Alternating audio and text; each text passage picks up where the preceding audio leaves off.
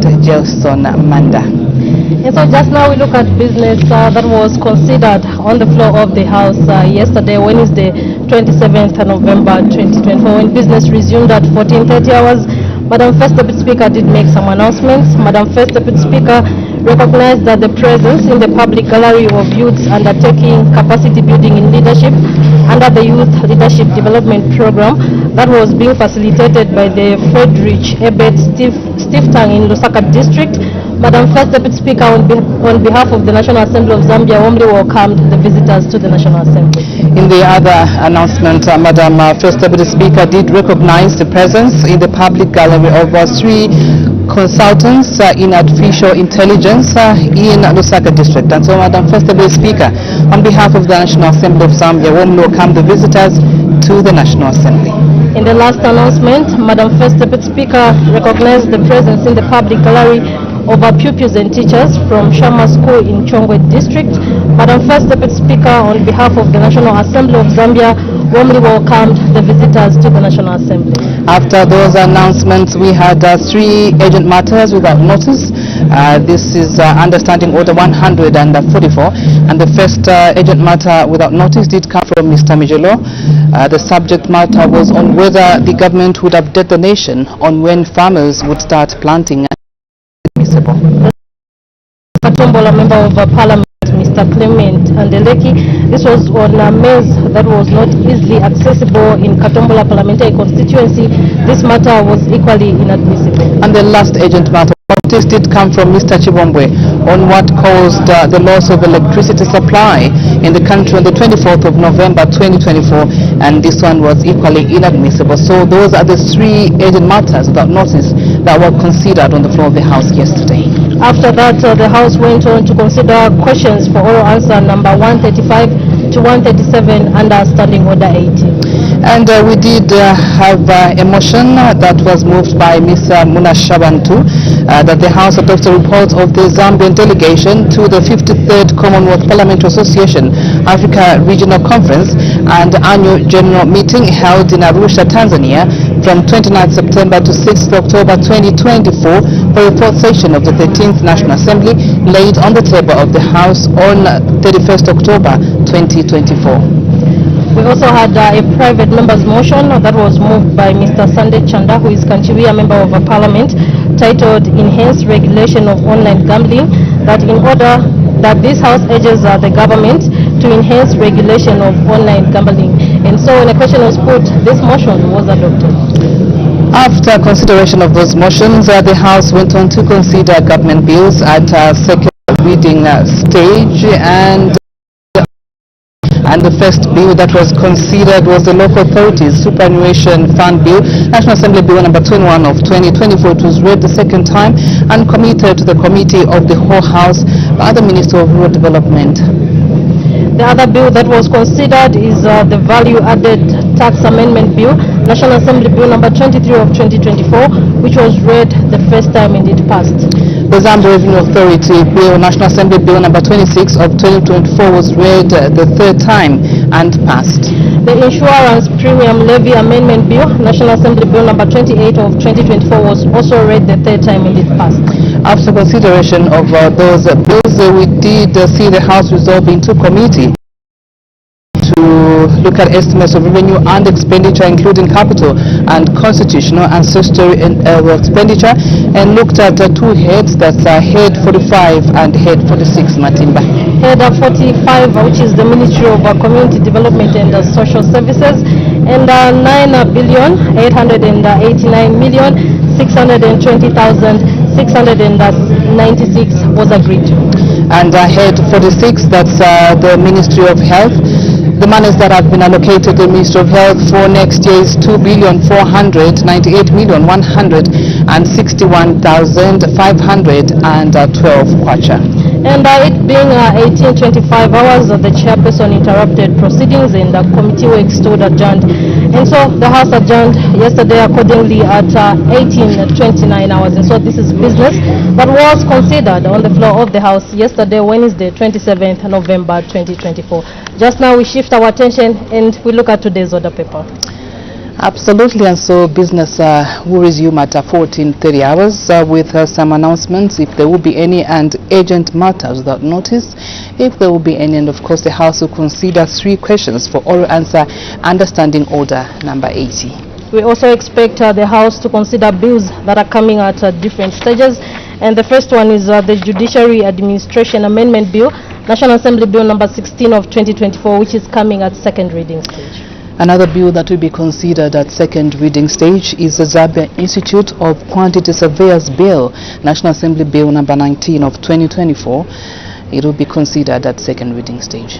The other bill is the Income Tax Amendment Bill, National Assembly Bill number 22 of 2024, which is coming at committee stage. The Customs and Excise Bill, National Assembly Bill number 24 of 2024, will be considered at committee stage. The Mobile Money Transaction Levy Bill, National Assembly Bill number 25 of 2024, will also be considered at committee stage. The last bill that is coming up under consideration today is the Property Transfer Tax Bill, National Assembly Bill number 27 of 2024, to be considered at committee stage. So those are the bills that will be considered at second and committee stages. After that, we expect the House to resolve into Committee of Supply to consider estimates of revenue and expenditure, including capital and constitutional and statutory expenditure. And so we expect the Committee of Supply to consider Head 68, Ministry of Tourism, Head 77, Ministry of Defense. The other heads that are up for consideration today include Head 78, that's the Zambia Security Intelligence Service Office of the President, Head 86, Ministry of Fisheries and Livestock, Head 87, Anti-Corruption Commission. Head 88, Office of the President, Muchinga Province, Head 90, Office of the President, Lusaka Province, Head 91, Office of the President, Copperbelt Province. Other heads that are coming up for consideration are Head 92, Office of the President, Central Province, Head 93, Office of the President, Northern Province, Head 94, Office of the President, Western Province. We also expect the Committee of Supply to consider Head 95, Office of the President, Eastern Province, Head 96, Office of the President, Luapula Province, Head 97, Office of the President, Northwestern Province. Head 98, Office of the President, Southern Province, and lastly, we'll have Head 99, that's a constitutional and statutory expenditure. So those are the heads that are expected to be considered on the floor of the House, and so we expect you to stay tuned right here as we look at, the monies that have been allocated for next year's budget regarding these various, ministries. Time now to look at the questions that are up for consideration under Standing Order number 80. We expect question number 138 to come from Nalolo Member of the Parliament, Mr. Imanga Wamnyima, and he's directing his question to the Minister of Education. He wants to find out when the construction of Nalolo Boarding Secondary School in Nalolo Parliamentary Constituency will be completed, whether the government has any plans to partially open the school, which has been at 80% completion for the past 3 years. If so, when the plans will be implemented. If there are no such plans, why? And what measures are being taken to safeguard the infrastructure from vandalism? We also expect Mr. Emmanuel Banda of Muchinga to ask the Minister of Fisheries and Livestock a question in 4 parts: whether the government has any plans to empower farmers in Serenje district following livestock, for the livestock, that's cattle, sheep and goats. If so, when the plans will be implemented, how many animals each listed at A will be availed for exercise, and if there are no such plans, why? We expect the last question on the order paper today to come from Chimwema Member of Parliament, Mr. Alin Banda, and directing his question to the Minister of Home Affairs and Internal Security. He wants to find out whether the government has any plans to conduct a lifestyle audit on the Zambia Police Service traffic officers to ascertain whether their financial status was within their legitimate earnings. If so, when the plans will be implemented, and if there are no such plans, why? So there you have it. That's the business that is going to be considered on the floor today. It's fully packed, so we urge you to stay with us. We have 3 questions for oral answer under Standing Order number 80. Of course, some government bills that will be considered at second and committee stages, and thereafter we do expect the House resolve into Committee of Supply to consider estimates of revenue and expenditure, including capital and constitutional and statutory expenditure, and will consider quite a number of heads. And so, Matimba, And I will be on hand just to give you a rundown of what will have been considered on the floor of the House. But just about now, we are waiting for the Speaker's procession to make his way into the chamber any time from now. And that will be the start of business for today. And of course, to have a recap of what will have been considered on the floor of the House. So I would urge you to stay tuned right here on the only station that brings Parliament closer to you. Good afternoon.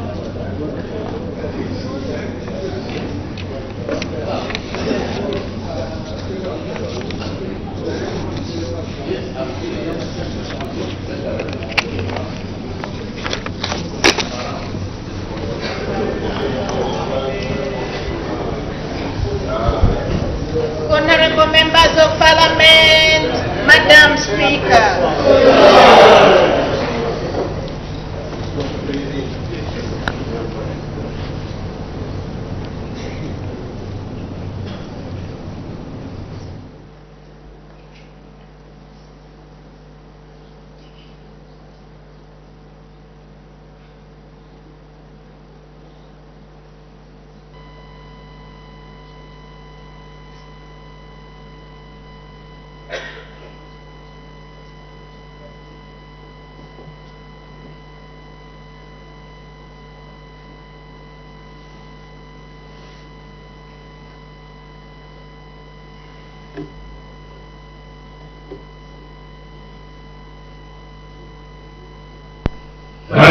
King of Zambia, proud and free, land of faith and joy in unity, victors in the struggle for our rights. We want freedom's fight, oh, one, strong and free.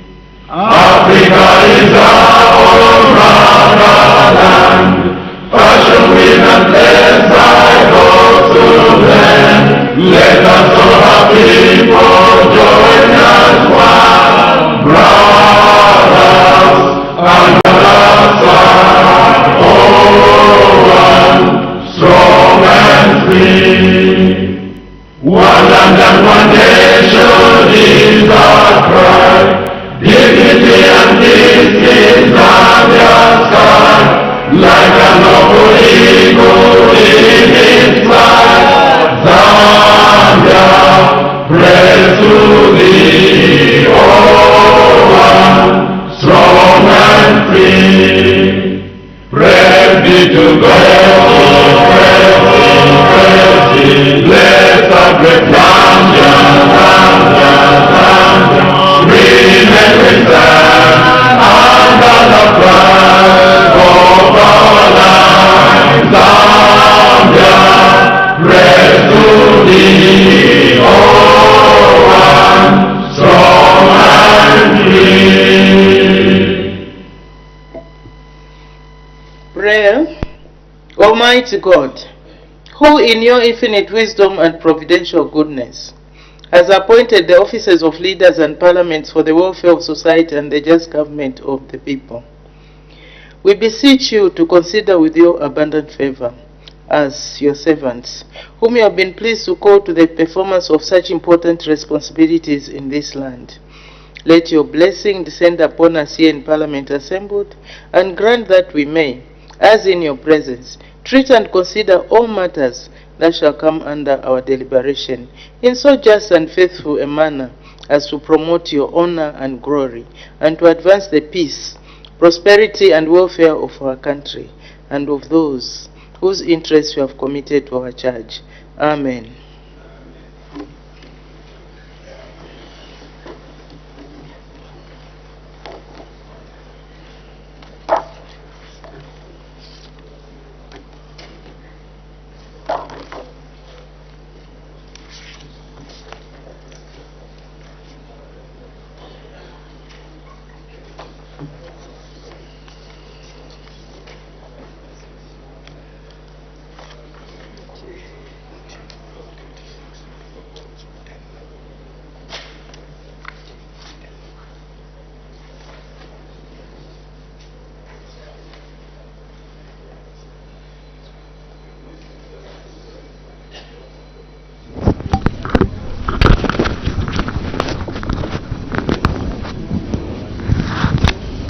Good afternoon. Live pictures on your screen as we await for a quorum to be constituted. As soon as a quorum is constituted, business will resume.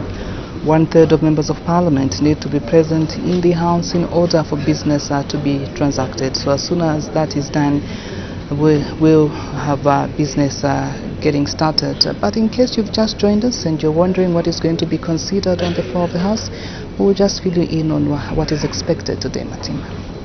We expect the House to consider 3 questions for answer under Standing Order 80, and we expect some bills that are coming at different stages.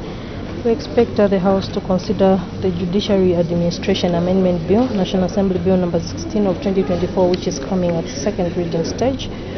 The Zambia Institute of Quantity Surveyors Bill, National Assembly Bill number 2024, which is also coming at second reading.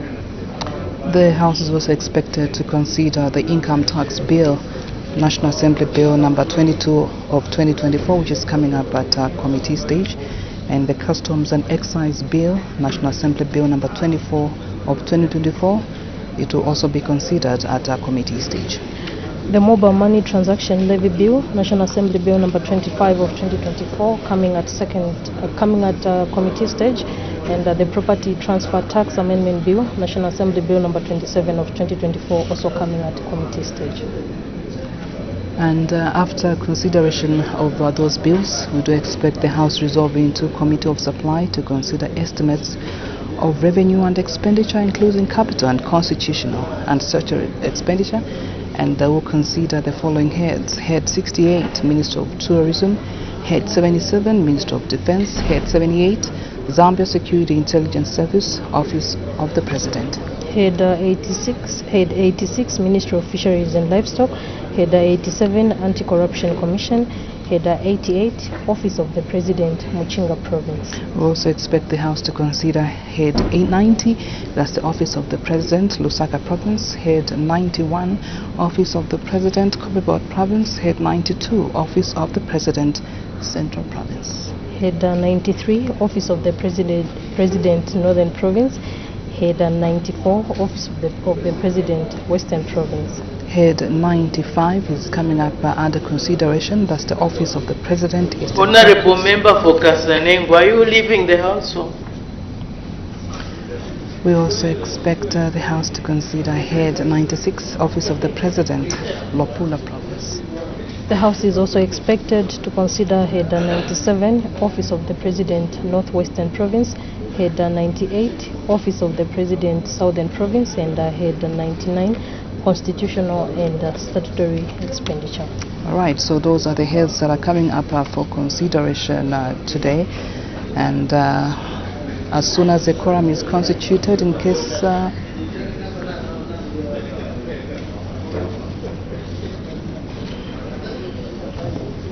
Order, honorable members, clearly this is not acceptable.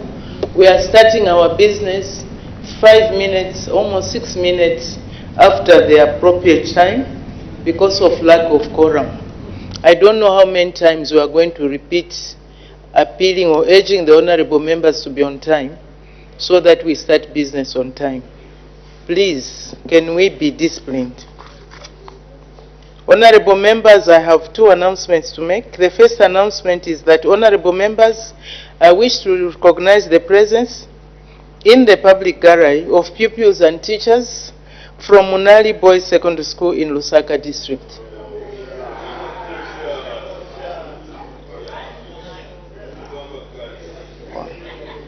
It appears they are not here. Well, if they come and join us later, on behalf of the National Assembly of Zambia, I warmly welcome our visitors in our midst. I thank you. All the honorable members. The next announcement, honorable members, as you are aware, consideration of individual heads of expenditure. What announcements are these?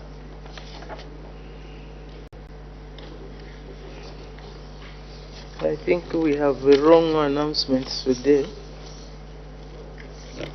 This one.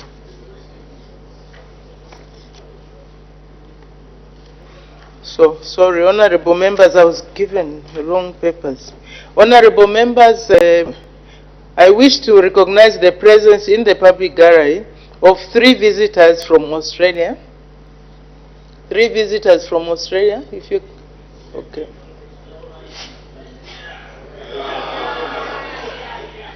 On behalf of the National Assembly of Zambia, I warmly welcome our visitors in our midst.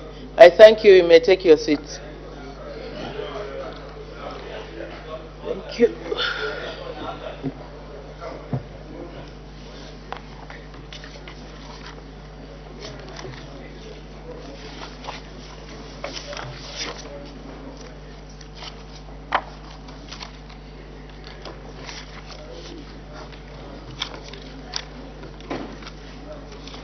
The next item, honorable members, is urgent matters without notice. I recognize the honorable member for Kasenengwa.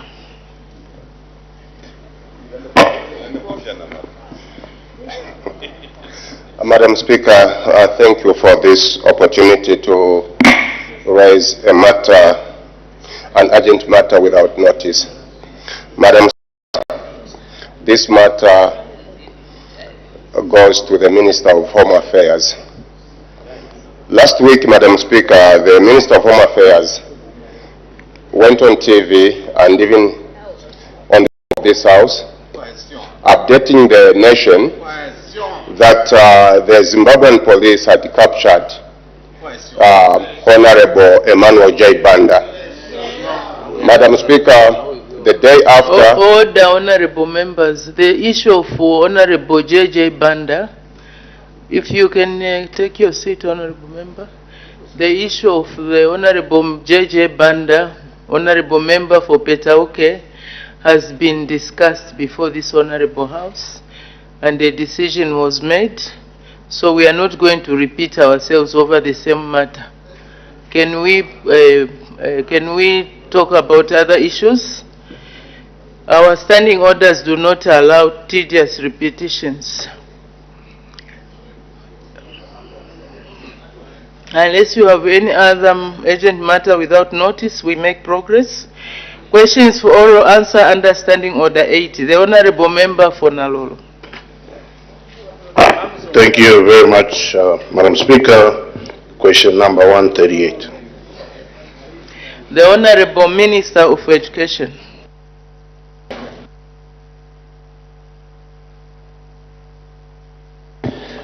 Thank you, Madam Speaker. Mr. Munyima for Nalolo constituents is asking the Minister of Education, A, when the construction of Nalolo Boarding Secondary School in Nalolo Parliamentary Constituency will be completed. B, whether the government has any plans to partially open the school, which has been at 80% completion for the past 3 years. C, if so, when the plans will be implemented. D, if there are no such plans, why? And E, what measures are being taken to safeguard the infrastructure from vandalism. Madam Speaker, I wish to inform the House that A, the construction of Nalolo Boarding Secondary School in Nalolo Parliamentary Constituency is projected to be completed within 15 months from the date of site handover, which is scheduled for December 2024. This timeline accounts for the remaining 20% of the construction works. B, the government has no plans to partially open Nalolo Boarding Secondary School, as funds have been mobilized to complete the remaining construction works within the stipulated 15 months. C, as indicated in Part B, the government plans to open the school once all construction works have been fully completed. D, being a boarding school, the government is prioritizing the completion of all necessary facilities to ensure the school is operational as intended. The required resources have been secured, and the contract to resume construction works is currently being finalized. And E, to safeguard the infrastructure from vandalism, the government has implemented several measures, including assigning a caretaker to the site, conducting regular patrols and monitoring, and exploring collaboration with local communities to ensure security. These measures aim to ensure the protection of the school facilities throughout the remaining construction period. Madam Speaker, I thank you. Thank you very much. The supplementary questions, the Honorable Member for Nalolo. Thank you very much, Madam Speaker. Honorable Minister, thank you for your response.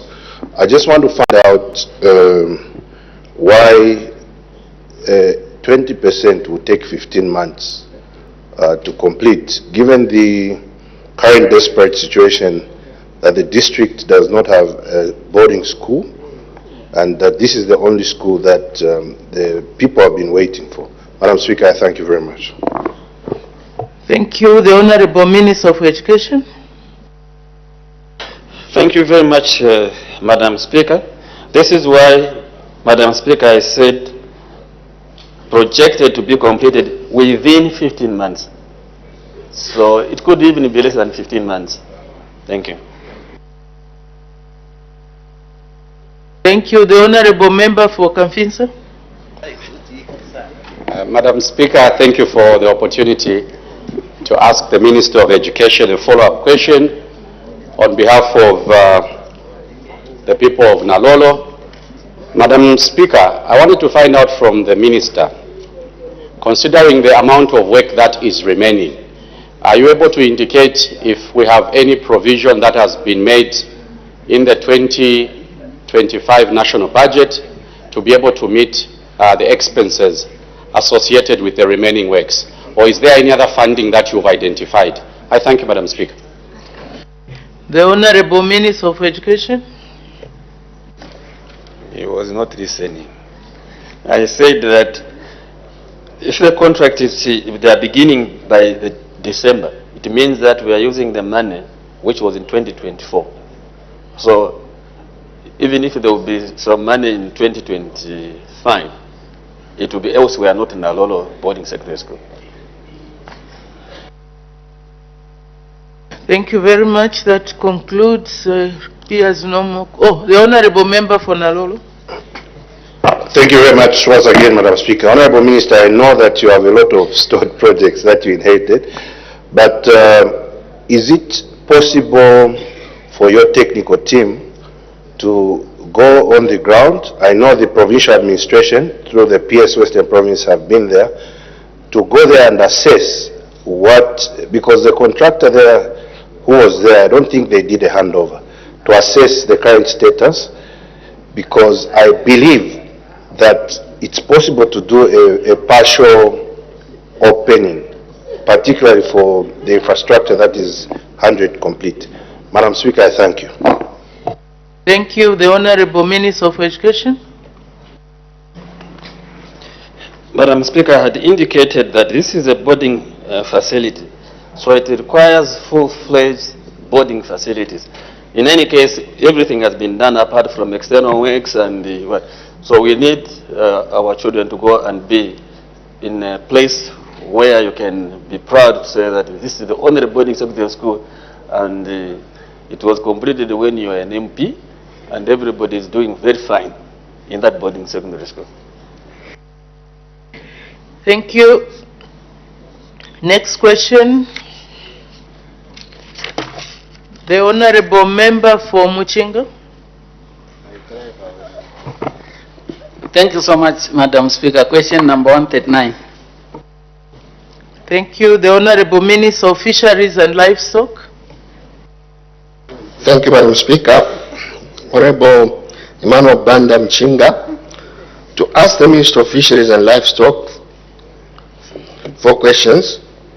Whether the government has any plans to empower farmers in Serenja district with the following livestock: 1, cattle; 2, sheep; 3, goats. B, if so, when the plans will be implemented. C, how many animals each listed at A will be availed for the exercise? And D, if there are no such plans, why? Madam Speaker, the response from my ministry is as follows. For A, the House and indeed the Honourable Member of for Muchinga constituency, Honourable Banda, May wish to note that the stocking and restocking program is a nationwide program, and that means Serenje district is in line to benefit as well. The honourable member is well aware that the ministry has allocated to his constituency, which is Serenje district, 104 goats, that is 4 males and 100 females this year. Cattle and sheep were not included in the 2024 stocking and restocking plan under Serenje district, but may be considered in the subsequent years. Answer to question B. As stated in A above, this is an ongoing program meant to cover the entire country. In the proposed 2025 estimates for revenue and expenditure for my ministry, AD 86, Ministry of Fisheries and Livestock, which is under consideration in the business of today, 11,500,000 has been allocated under sub-program livestock production and productivity improvement for the procurement of different livestock packages for stocking and restocking. Madam Speaker, let me take advantage of this question to inform the House that my ministry is in the process of developing guidelines for the implementation of the stocking and restocking program. Among the things the guidelines will streamline are: 1. Appraisal of communities that express interest in benefiting from the program. This will also inform my ministry on the type of livestock to place in a given community. 2. Screening of target beneficiary groups to ensure they have the capacity to manage the livestock type chosen. This will ensure transparency and fairness in the implementation of the stocking and restocking program and ensure the desired results are achieved. 3. Selection and capacity building for target recipient household to ensure the sustainability of subsequent persons and accountability.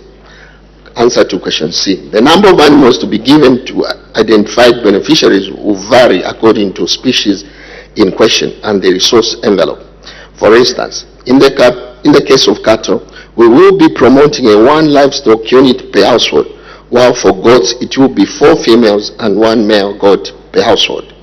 This will also be case for sheep if they are included in future packages. For chicken, it will be 9 hens and 1 cockerel per household. Answer to question D. Madam Speaker, as stated in my response at A and B above, government will continue to stock and restock various livestock countrywide, and this exercise will depend on the criteria I have outlined as well as the resource envelope I submit. Thank you. Supplementary questions. The Honourable Member for Muchinga. Thank you so much, Madam Speaker. And I'm very happy today that I'm receiving answers from the Minister, who is also one of the many ministers who are so much welcoming when you visit them. Madam Speaker, the people of Serenje have heard about this restocking and stocking of animals for some time. Not starting only with this government from here, but even the other governments that were there. But they have not received anything so far.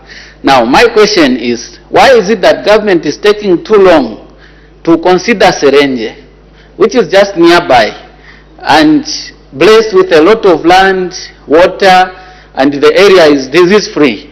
Why is it taking so long for government to consider stocking animals in Serenje so that the people of Serenje can also become livestock farmers? I submit, Madam Speaker. Thank you very much. The Honourable Minister of Fisheries and Livestock. Thank you, Madam Speaker. Madam Speaker, I had already indicated that the issue of restocking or stocking into Serenje depends on availability of funds. I submit. Thank you. The Honourable Member for Kamfinso.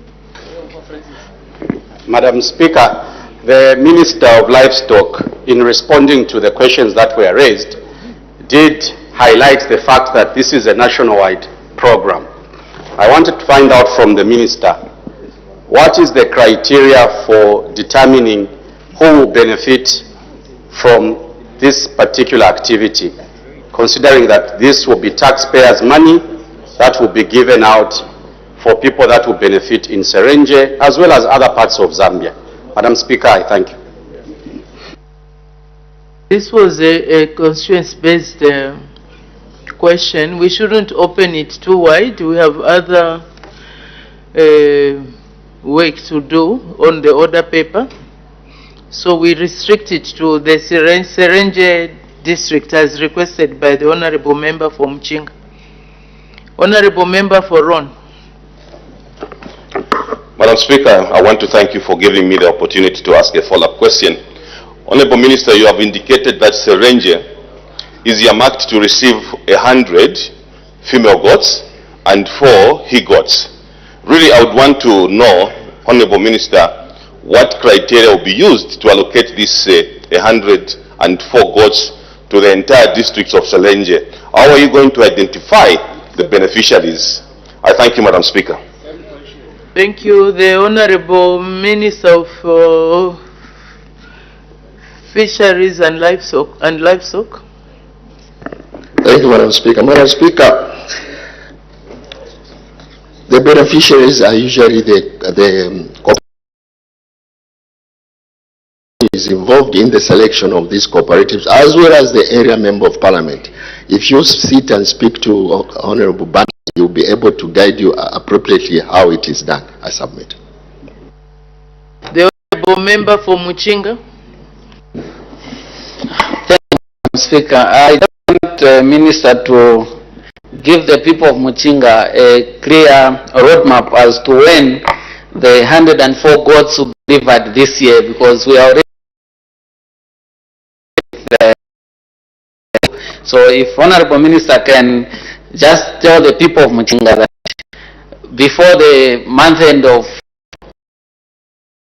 within or so that they have to prepare themselves. Madam Speaker, I thank you.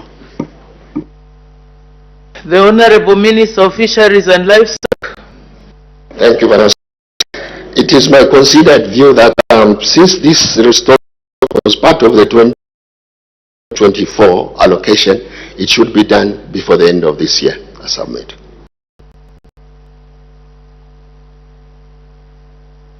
Thank you very much. We move to the next question. Thank you very much, Madam Speaker.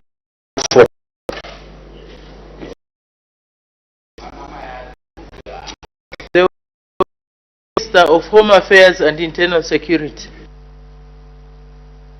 Thank you, Madam Speaker.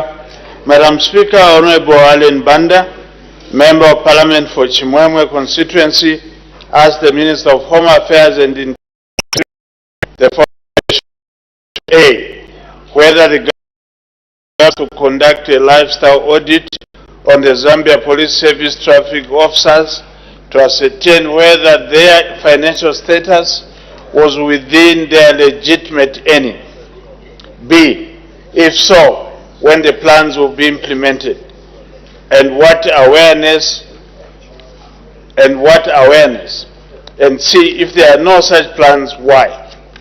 Madam Speaker, in responding to the questions asked by the Honourable Member of Parliament, I wish to inform the House as follows. The House may wish to note that Zambia police officers who work under the traffic section of the Zambia Police Service are not assigned to work there on a permanent basis. Zambia police officers can be deployed to different sections of the Zambia Police Service at any given time. Currently, the government does not have an explicit policy to guide lifestyle audits on civil servants and public workers, including police officers assigned to work under the traffic section. However, it should be appreciated the government has put in place measures to promote transparency and accountability in the public sector. The government has emphasized the importance of transparency and accountability in public service, and has since established the Anti-Corruption Commission, Police Public Complaints Commission, and other institutions to prevent and investigate corrupt practices. B, the plans to conduct lifestyle audits will be implemented when the government deems it necessary and puts in place a policy, a legal framework for lifestyle audit. C, the government does not at the moment deem it necessary to conduct lifestyle audit for all government workers who include police officers under the traffic section, and has not put in place a policy and legal framework for conducting lifestyle audit on civil servants. Thank you, Madam Speaker. Thank you very much. Supplementary questions. The Honourable Member for Chimwemwe. Thank you very much, Madam Speaker. Honourable Minister,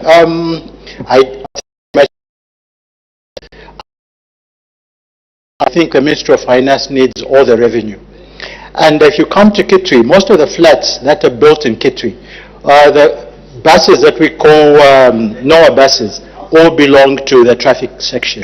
Honourable Minister, this is something that the government should be care of, and the government should ensure that we get that money back. Honourable Minister, are you sure you will not look at doing a lifestyle audit specifically just for the traffic officers, not any other civil servant? And the reason being, we can see what is there. Whatever they have does not equate to whatever they earn. Madam Speaker, I thank you. Thank you. The Honourable Minister of Home Affairs and Internal Security. Thank you, Madam Speaker. Madam Speaker, I just want to assure my colleague that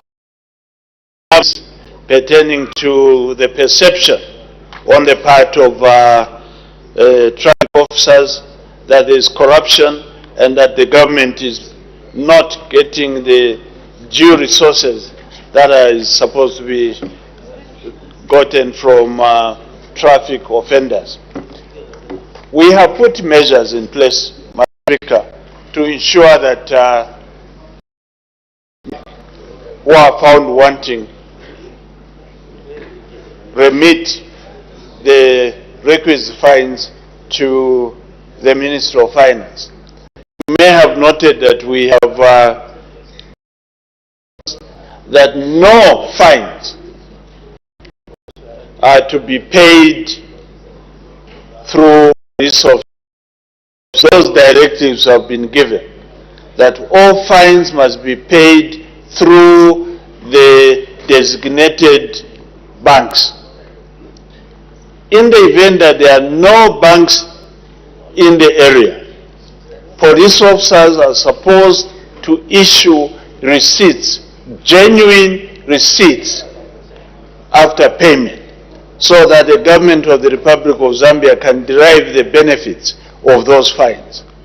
We have also ensured that police officers who are manning roadblocks wear name tags, so that members of the public, if they are not given any receipt or they are induced to pay a bribe, they can report the officer to the Anti-Corruption Commission or any other authority. I would like, through this question, Madam Speaker, I would like to implore members of the public not to pay any bribes to traffic officers. If they have been found wanting, they must demand after payment that they must be given a receipt, or they must be given an invoice so that they can go and pay at a designated bank or financial institution. Thank you. The Honourable Member for Shuangandu. Thank you, Madam Speaker.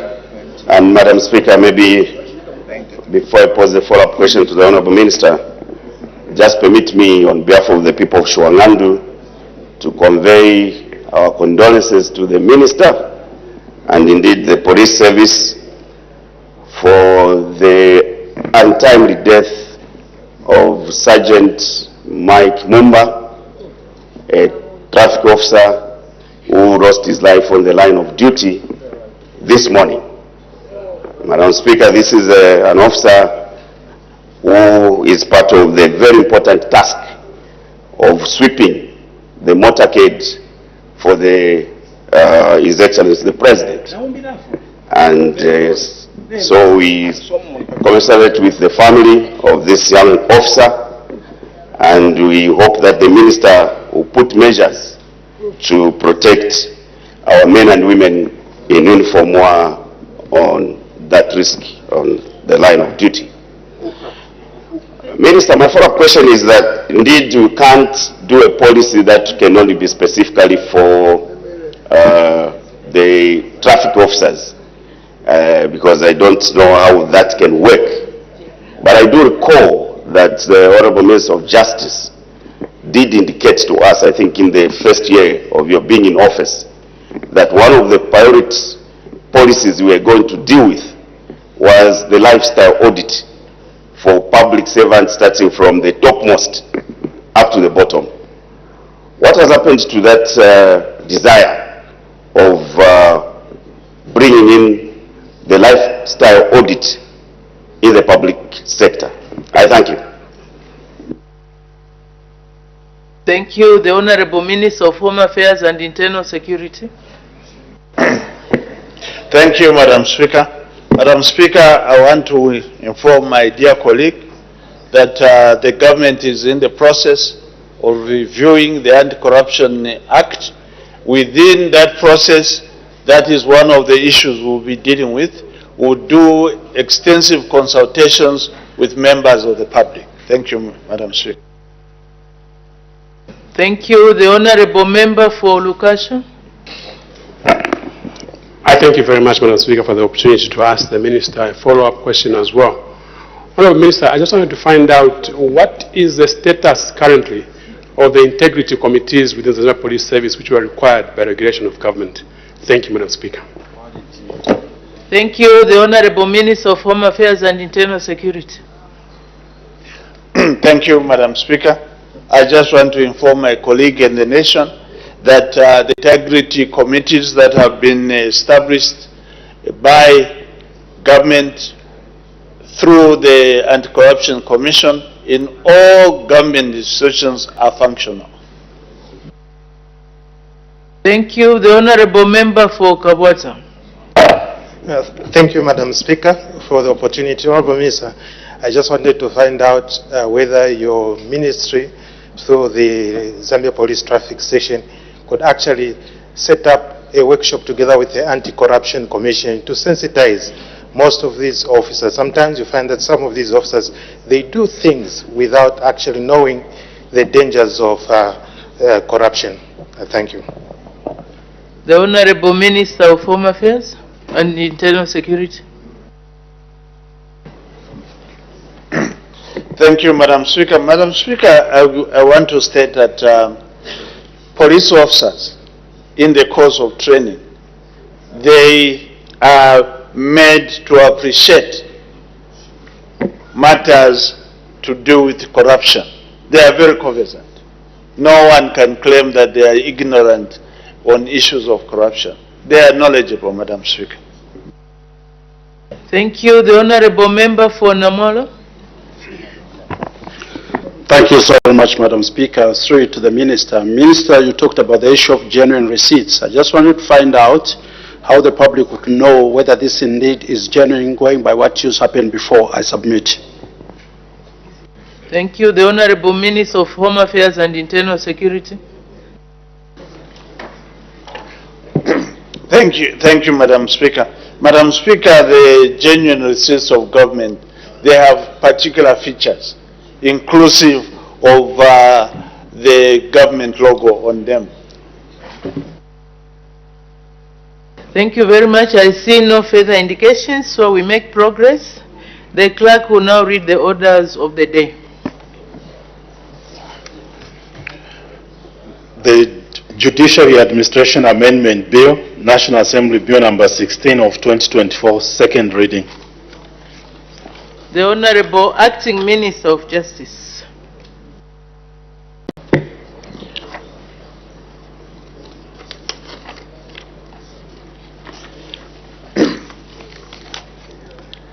Madam Speaker, the Judiciary Administration Amendment Bill 2024 seeks to amend the Judiciary Administration Act number 23 of 2016 in order to remove the power conferred on the Judicial Service Commission to make regulations relating to training courses for judges and magistrates.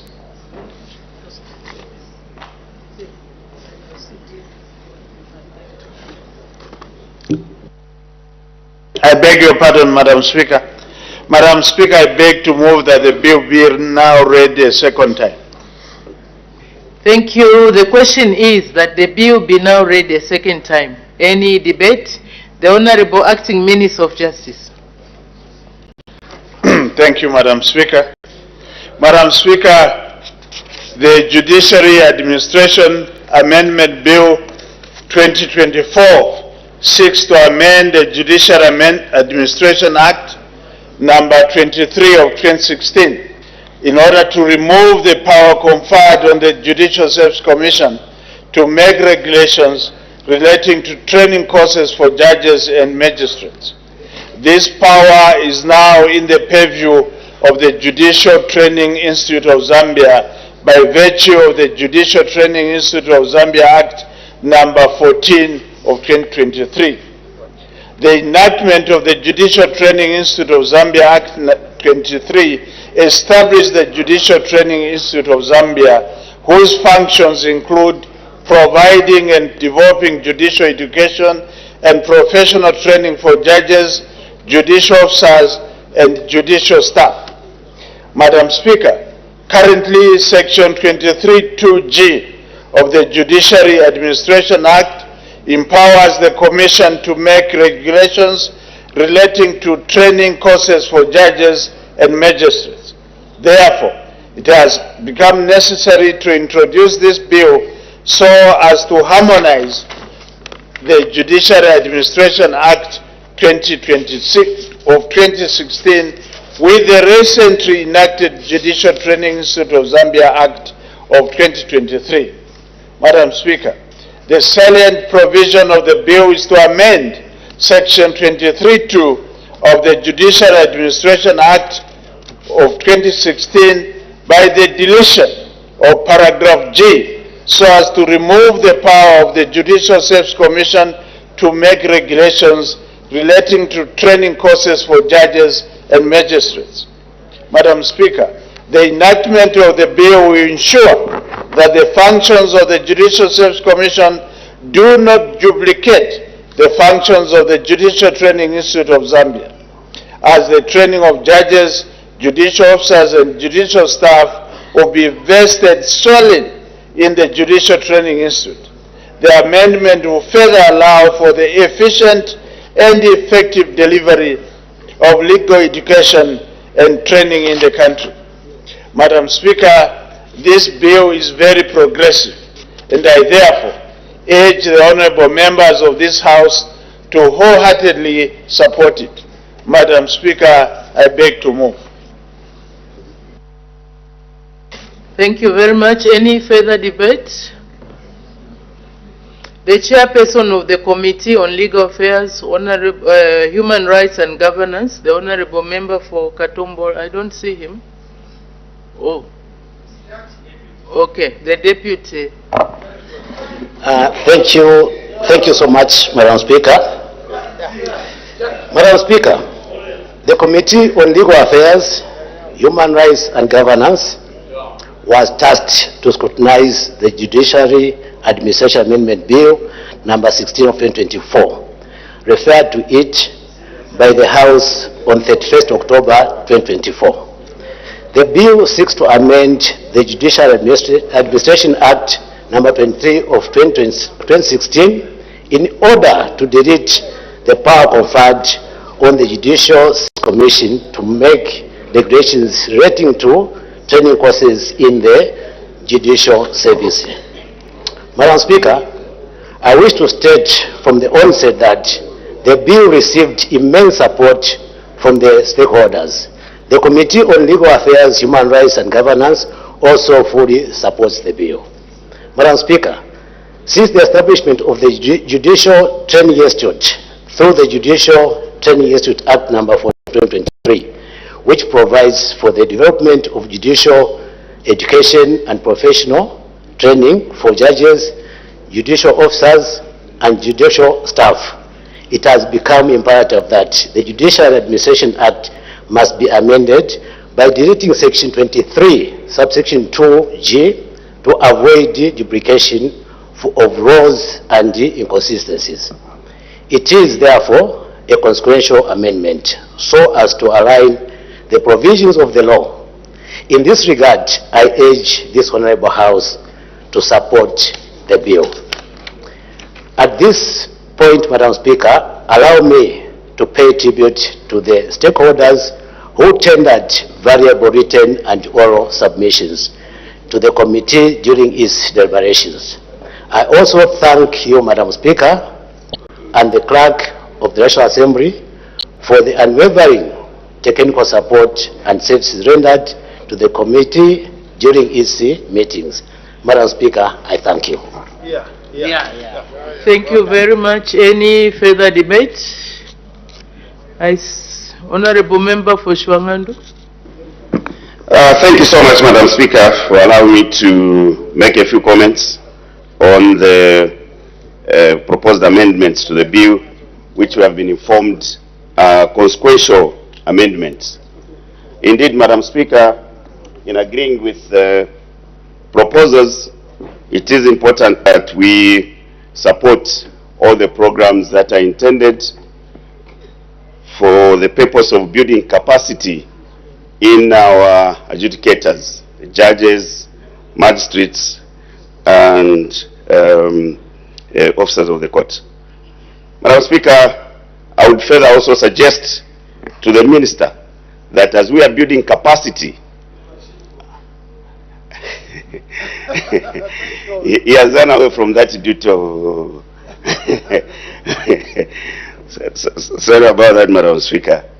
And so, as much as we support this desire to harmonize the two acts, the overall intention is to build capacity in our judges and magistrates. I would suggest also further to the Honourable Minister that we should also look at the aspect of safeguarding the tenure of office for these men and women on the bench, because it is important that they invest their years in this very important duty, which keeps them away from society. And indeed, it is not befitting to see some of these men and women who have spent their time, built capacities in themselves, being removed from the judiciary unceremoniously. I'm saying this, Madam Speaker, because of late we have seen how it is easy. Order, honorable members. This is a consequential amendment, as you have indicated. Please, let's stick to the report. We want to make progress. Madam Speaker, what I'm doing here is supporting this consequential amendment, but they've got implications. It's about having training facilities that will build capacity. Is honorable member for Shwangandu challenging my guidance? Madam Speaker, it's not challenging, but just in stating the fact that here we come to do work. May the honorable member take his seat. May the honorable member resume his seat. Honorable members, let's concentrate on the matter that is on the floor of the House. This is amendment of a particular act, in this case the Judicial Administration Amendment Bill, which is amending just one line actually, to transfer the functions of training to the institute that has been created. Yes. So let's concentrate on that, and the report is very clear. So please, can we make progress? Honorable member for Shwangandu, please, can you wind up your debate? Madam Speaker, I appreciate your guidance, and I support it. But all I'm saying is that yes, this new institution has got a very important role in making sure that the products that come out of that institution are ready to serve their citizens by ensuring that justice is dispersed without fear or favor. And I'm saying these products that are coming from these institutions must also be allowed to perform their duties freely and knowing that they are secure, because these speak to each other. So, Madam Speaker, with that said, I'm proposing to the Honourable Minister that we can have further amendments to ensure that the tenure of office for these men and women we are planning to capacitate is guaranteed. I thank you, Madam Speaker. You've been guided. Please, if you want to move a motion to amend any particular act, find an appropriate avenue to explore that possibility. Let's not use an innocent amendment to bring in extraneous issues. It will just delay and protract our work. The Honourable Member for Chitambo.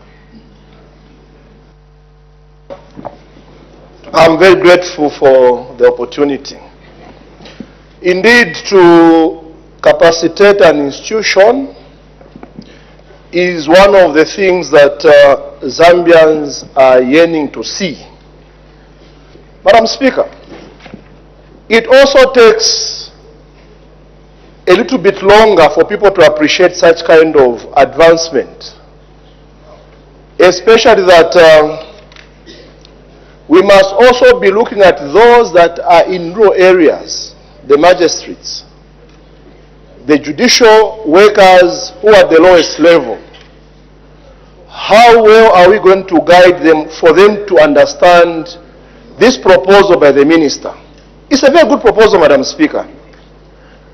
My word to the minister is that as it's a proposal and it's an amendment coming here, and we are going to... Member for Chitambo. The purpose of this amendment is to transfer a function from one institution to another. So the issues that you are talking about capacitating members in the rural areas, is not tying with the issue that is being debated right now.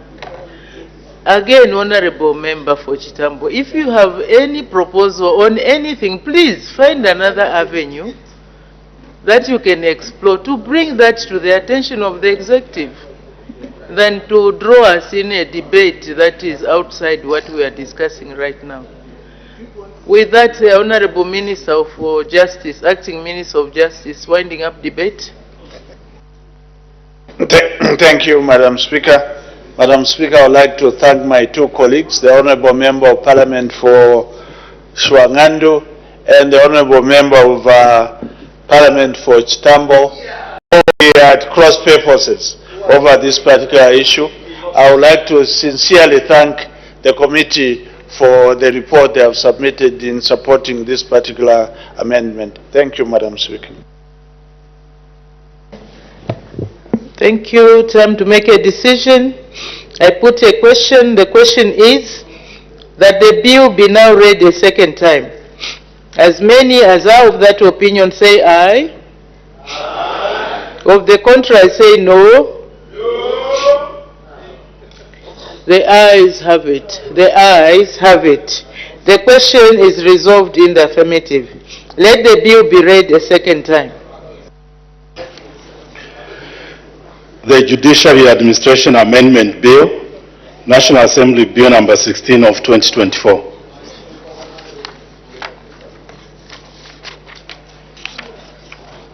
Committee stage to be taken when?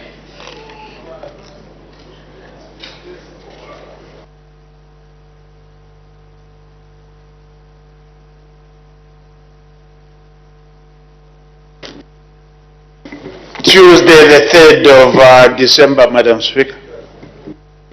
Thank you very much. Committee stage to be taken on Tuesday, 3rd December 2024. Next order. The Zambia Institute of Quantity Surveyors Bill, National Assembly Bill number 19 of 2024, second reading. The Honourable Acting Minister of Infrastructure, Housing and Urban Development. Thank you, Madam Speaker. I beg to move that the bill be now read a second time. The question is that the bill be now read a second time. Any debate? The Honorable Acting Minister of Infrastructure, Housing and Urban Development.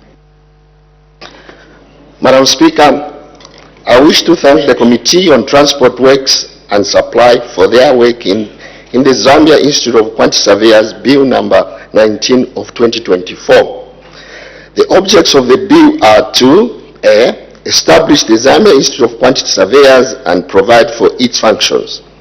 B. Provide for the registration of quantity surveying professionals, quantity surveying organizations, and quantity surveying units and regulate their professional conduct.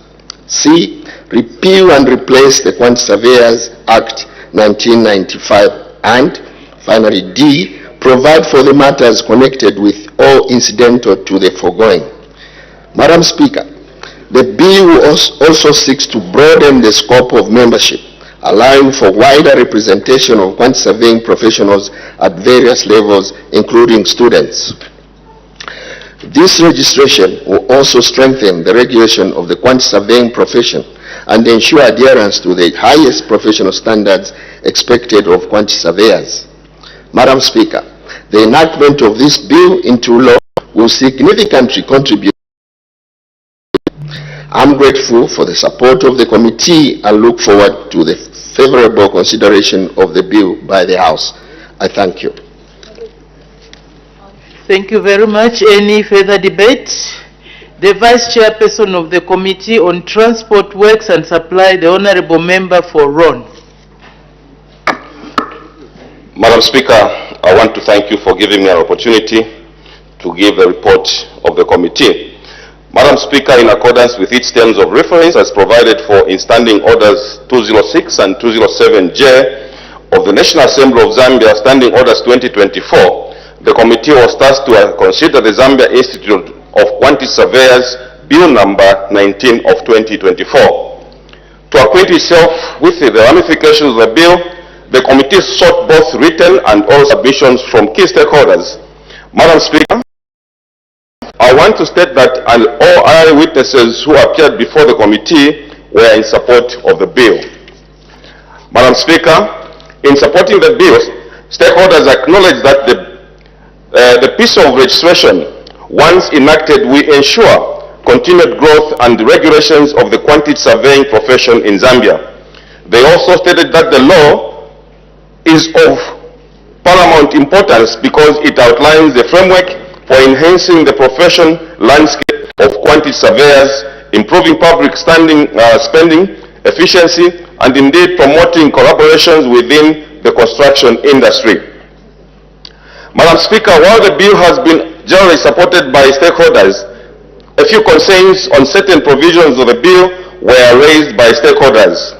Therefore, it is essential that concerns raised during the consultations are addressed in order to strengthen the bill and ensure its practical effectiveness. The concerns have been documented in the report. Madam Speaker, the committee is also in support of the bill, and in doing so, it has made some observations and recommendations which are documented in the report.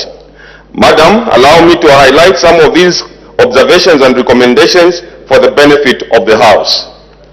Madam Speaker, the committee agree with the stakeholders who observe that the current definition of quantity surveying underlined in the bill is too narrow, limiting the profession solely to the building sector.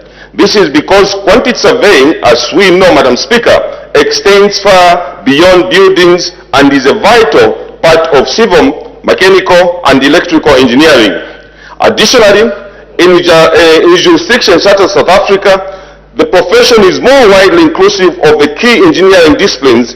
Therefore, adopting a similar approach will better reflect the multifaceted nature of quantity surveying.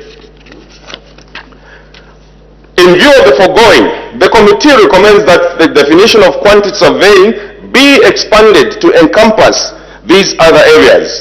This will better reflect the multifaceted role of quantity surveyors in various construction projects.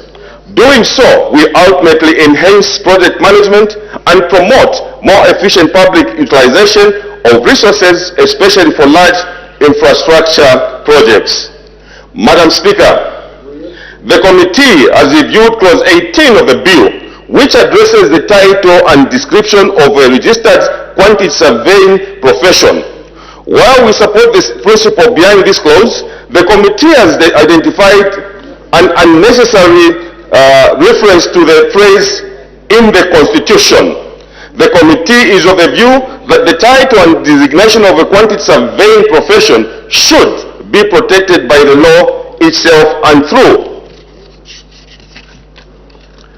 statutory instruments, and not necessarily enshrined in the Constitution of the Institute. In this regard, Madam Speaker, the committee recommends that clause 18 be amended to remove the phrase in the Constitution and instead specify that a registered quantity surveying profession shall be the title and the designation as provided in the law. The change will ensure that the title is safeguarded in a legal framework that allows for the necessary adjustments. Madam Speaker, lastly, the committee wishes to address the apparent overlap in the scope of work of surveyors and engineers, particularly design, costing, and implementation. This overlap, especially in engineering fields such as electrical, mechanical, and mining engineering, the phrase has been raised concerns about potential conflict of responsibilities. Madam Speaker, to avoid confusion and ensure clear accountability, the committee recommends that the bill explicitly defines the laws and responsibilities of both quantity surveyors and engineers. This will ensure that functions relating to technical specifications such as design, material selection, costing, project execution remain under the purview of the Engineering Institution of Zambia. At the same time, it will promote collaboration between these two professional groups respecting the distinct roles each plays in the Constitution and the engineering sector. Madam Speaker, allow me to conclude by stating that the bill has great potential to strengthen the profession of quantity surveying and its contribution to national development. The committee's recommendations are extended to enhance the bill's clarity, scope, and the alignment with international standards. I therefore urge all members to consider these suggestions as we move forward in passing this important piece of legislation. Finally, Madam Speaker, I wish to pay tribute to stakeholders who interacted with the committee. Gratitude also goes to you and the Office of the Clerk of the National Assembly for the guidance and support rendered to the committee throughout its deliberations. Madam Speaker, I thank you and I beg to move. Thank you very much. Any further debate? The Honorable Member for Shwangando. Thank you so much, Madam Speaker, for allowing me to make a few comments on this proposed bill. And I want to thank the chairperson of the committee for highlighting some of the issues. Indeed, Madam Speaker,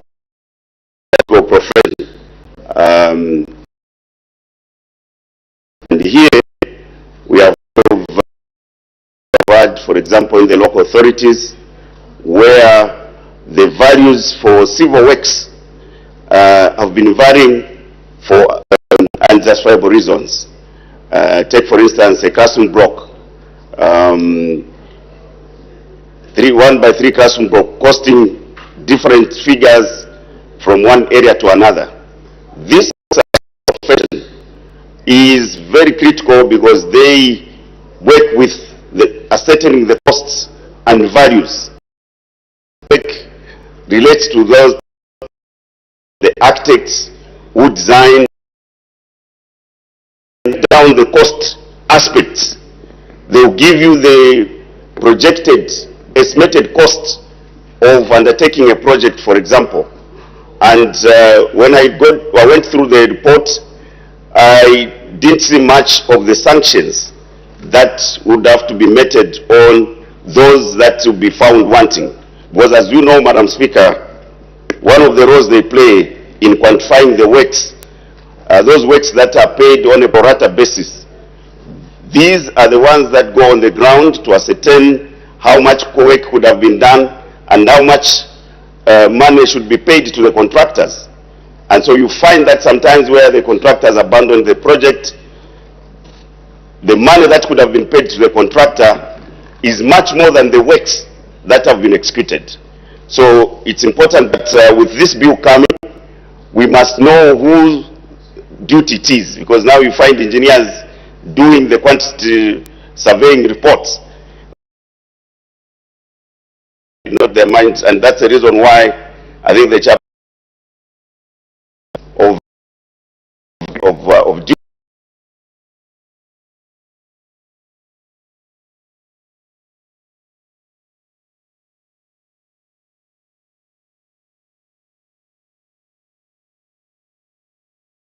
private sector and the sector to appreciate what it takes to undertake construction works well informed.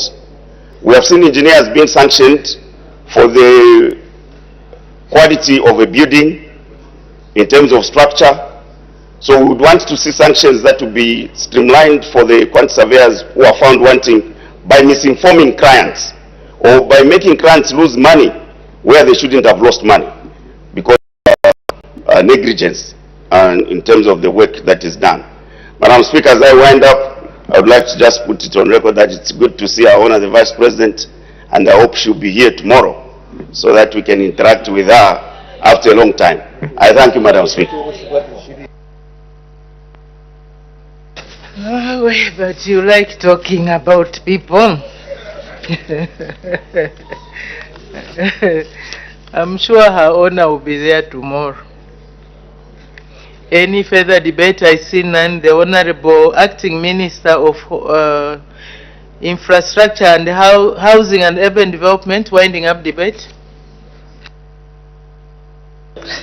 Madam Speaker, thank you so much. And on this one, I totally agree with the Honorable Member of Parliament for Shwangandu on the need to sanction quantity surveyors who usually, those who do the initial cost statements and are not able to justify the final costs at the end of the project. Madam Speaker, the executive has taken note of your committee's observations and recommendations, as well as the matters raised by the various members that have debated the committee report. The submission from the committee and members will help enrich the bill and ensure that it reflects the aspirations of the citizens. As I conclude, I wish to address the issues of the perceived overlap between the different professions in the built environment. I wish to inform the House that there are no overlaps in roles played by quantity surveyors and engineers on the project. Quantity surveyors collaborate with engineers on projects just as they do with architects with specific roles for each profession. Quantity surveyors are principally responsible for the management of construction costs on a project, whilst the engineers and architects are responsible for designs and construction. We have taken note of the guidance of the committee on the need to ensure that the perceived overlap is addressed in the bill. Madam Speaker, I thank you. Thank you. Time to make a decision. I put the question.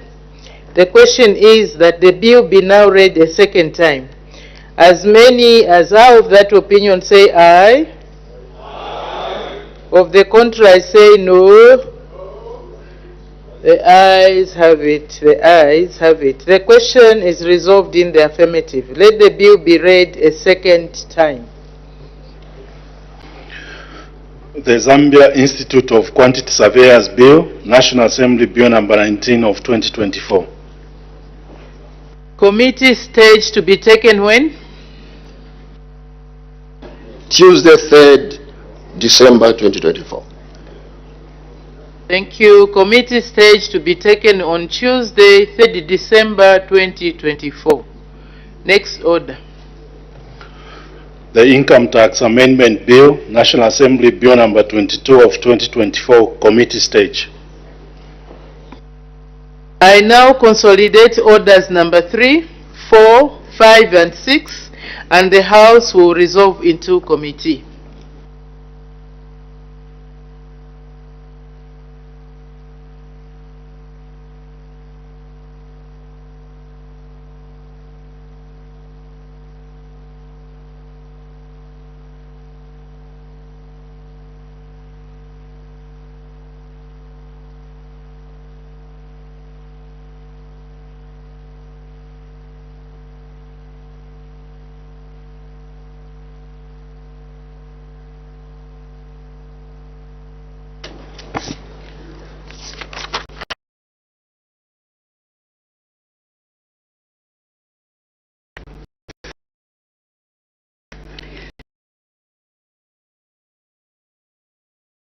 National Assembly Bill number 22 of 2024. Clause 1, short title, any debate and objection. Clause 1 is agreed to. Clause 2, amendment of section 2, any debate and objection. The question is that clause 2 stands part of the bill. The Honorable Minister of Finance and National Planning. I beg to move that clause 2 circulated. The question is that clause 2 be amended with the words as circulated. Any debate and objection? Amendment is agreed to. Clause 2 as amended. Any further debate? The Honorable Minister of Finance and National Planning.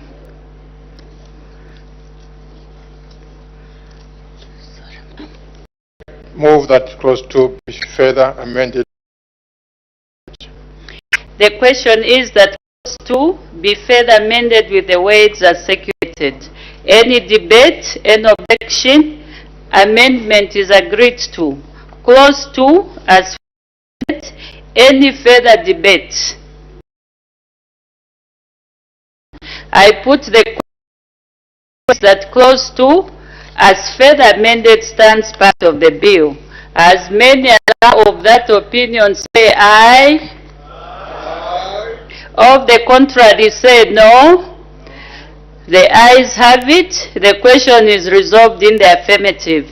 Clause 2 as further amended is ordered to stand part of the bill. Clause debate and objection. Clause agreed to. Clause 4, repeal and replacement.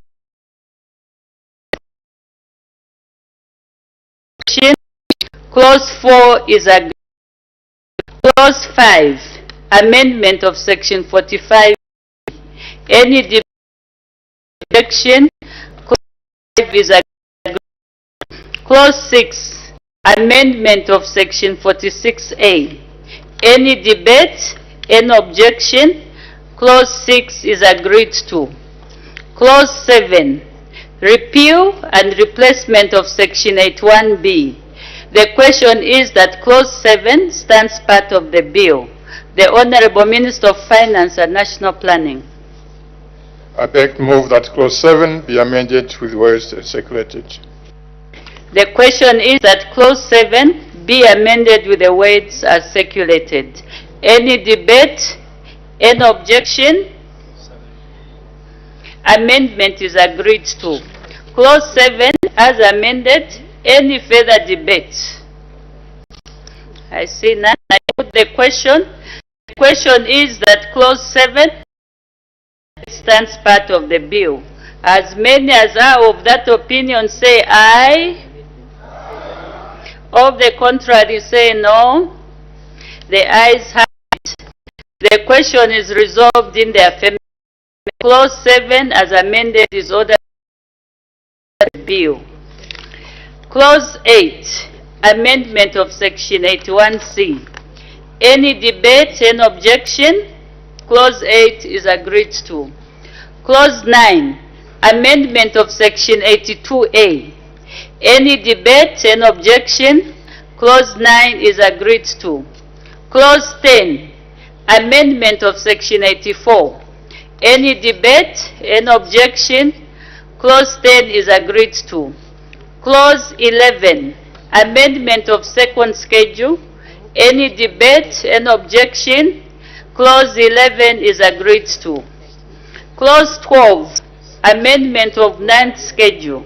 The question is that Clause 12 stands part of the bill. The Honorable Minister of Finance and National Planning. I beg to move that Clause 12 be amended with words as circulated. The question is that Clause 12 be amended with the words as circulated. Any debate, any objection? Amendment is agreed to. Clause 12 as amended. Any further debate? I put the question. The question is that Clause 12 as amended stands part of the bill. As many as are of that opinion say aye. Of the contrary say no. The ayes have it. The question is resolved in the affirmative. Clause 12 as amended is ordered to stand part of the bill. Clause 13, amendment of charging schedule. The question is that Clause 13 stands part of the bill. The Honorable Minister of Finance and National Planning. I move that Clause 13 be amended with words. The question is that Clause 13 be amended with the words as circulated. Any debate and objection? Amendment is agreed to. Clause 13 as amended. Any further debate? I put the question. The question is that Clause 13 as amended stands part of the bill. As many as many as are of that opinion say aye. Of the contrary say no. The ayes have it. The question is resolved in the affirmative. Clause 13 as amended is ordered to stand part of the bill. Long title, any debate, any objection? To. The bill be reported to the House as having passed through the committee with amendments.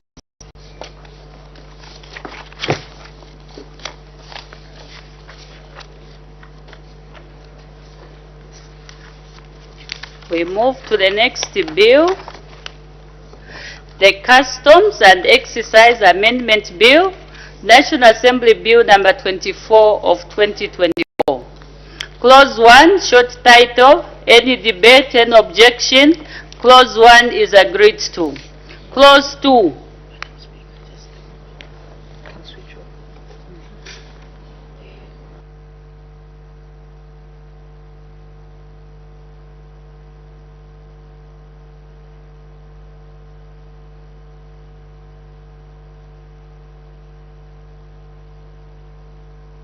There, we'll start again. Okay.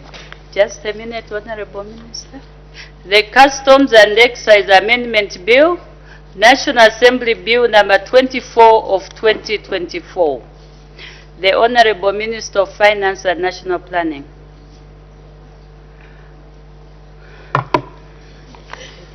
Madam Chairperson, by leave of the House, I seek to defer the commitments. I wish to defer the committee stage of the Customs and Excise Amendment Bill, National Assembly Bill 24 of 2024, to a later date. Any debate, any objection? Leave granted. Okay. We move to the next bill, the Mobile Money Transaction Levy Bill, National Assembly Bill number 25 of 2024. Clause 1, short title, any debate, any objection? Clause 1 is agreed to. Clause 2, interpretation, any debate, any objection? Clause 2 is agreed to. Clause 3, administration of acts, any debate, any objection? Clause 3 is agreed to. Clause 4, power of Commissioner General, any debate, any objection? Clause 4 is agreed to. Clause 5, Imposition of levy. Any debate and objection? Clause 5 is agreed to. Clause 6, exemptions from payment of levy. The question is that Clause 6 stands part of the bill. The Honorable Minister of Finance and National Planning. I beg to move that Clause 6 be amended with words as circulated. The question is that Clause 6 be amended with the words as circulated. Any debate, any objection, amendment is agreed to. Clause 6 as amended, any further debate? I see none. I put the question. The question is that Clause 6 as amended stands part of the bill. As many as are of that opinion say aye. Of the contrary say no. The ayes have it. The question is resolved in the affirmative. Clause 6 as amended is ordered to stand part of the bill. Clause 7, record of mobile money operations. Any debate, any objection? Clause 7 is agreed to. Clause 8, inspection of mobile money operations. Any debate, any objection? Clause 8 is agreed to. Clause 9, administrative rules. Any debate, any objection? Clause 9 is agreed to. Clause 10, regulations. Any debate, any objection?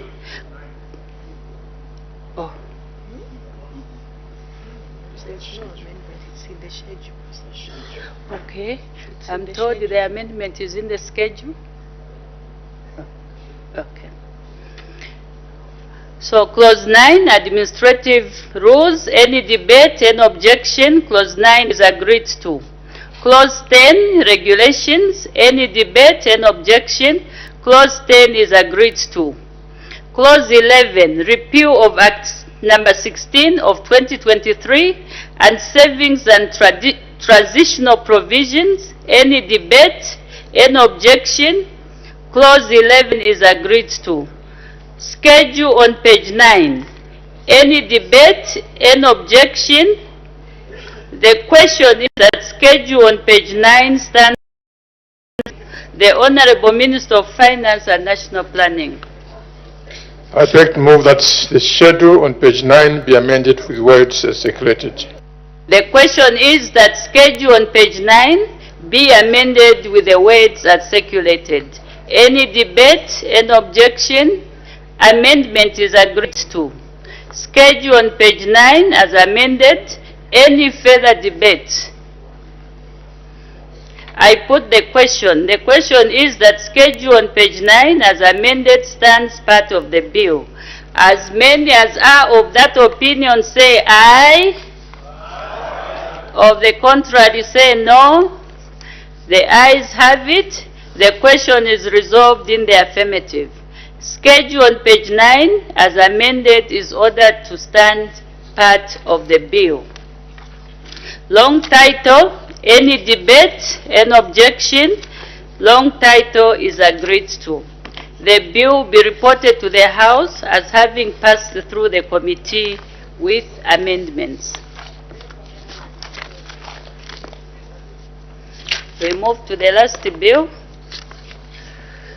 The Property Transfer Tax Amendment Bill, National Assembly Bill number 27 of 2024. Clause 1, short title, any debate, any objection? Clause 1 is agreed to. Clause 2, amendment of section 2. The question is that clause 2 stands part of the bill. The Honorable Minister of Finance and National Planning. I beg to move that clause 2 be amended with words as circulated. The question is that clause 2 be amended with the words as circulated. Any debate, any objection? Amendment is agreed to. Clause 2 as amended. Any further debate? I put the question. The question is that clause 2 as amended stands part of the bill. As many as are of that opinion say aye. Of the contrary, say no. The ayes have it. The question is resolved in the affirmative. Clause 2, as amended, is ordered to stand part of the bill. Clause 3, amendment of section 5. Any debate, any objection? Clause 3 is agreed to. Long title, any debate, any objection? Long title is agreed to. The bill will be reported to the House as having passed through the committee with amendments.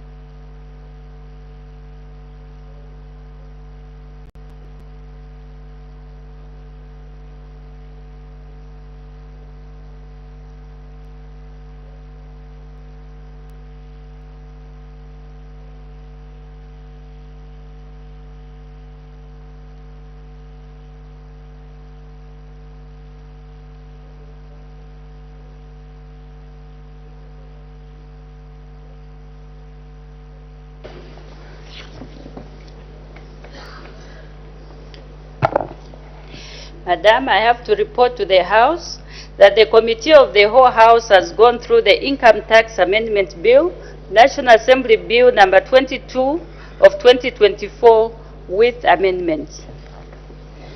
Thank you. Day for consideration of the report. Tomorrow, Madam Speaker. Consideration of the report will be taken tomorrow, Friday, 29th December or November 2024. Next order. Madam, I have to report to the House that the Committee of the Whole House has gone through the Mobile Money Transaction Levy Bill, National Assembly Bill, number 25 of 2024 with amendments. Thank you. Day for third reading. Tomorrow, Madam Speaker. Third reading of the bill to be taken tomorrow, Friday, 29th November 2024. So.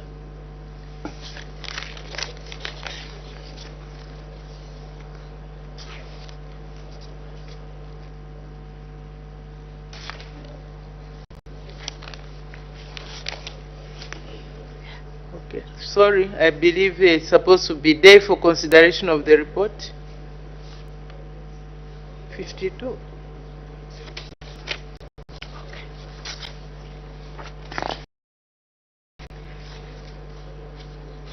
Sorry, the other you understand this was deferred. I wasn't.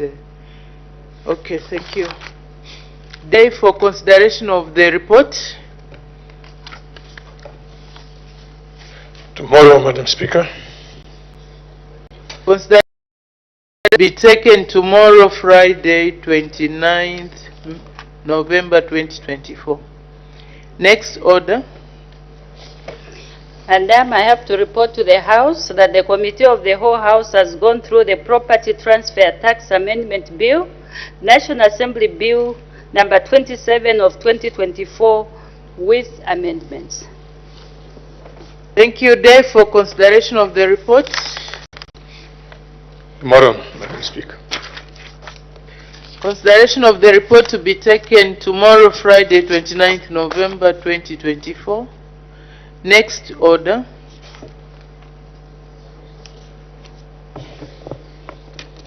Estimates of revenue and expenditure, including capital and constitutional and statutory expenditure, Committee of Supply, resumption of committee work.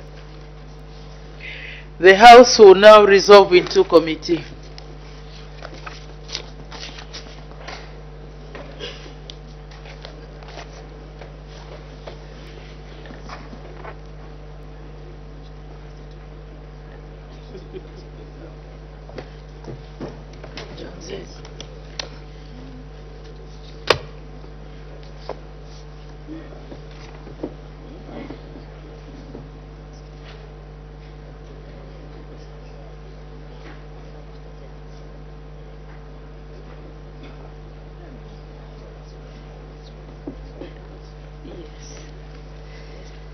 Okay.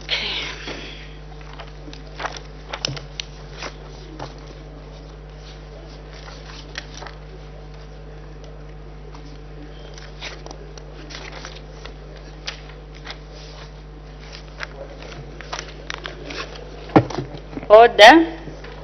When the House adjourned yesterday, Wednesday, 27th November 2024, the Committee of Supply on the estimates of revenue and expenditure, including capital and constitutional and statutory expenditure for the year 1st January 2025 to 31st December 2025, had just finished considering Head 46, Ministry of Health. We now move to Head 68, Ministry of Tourism.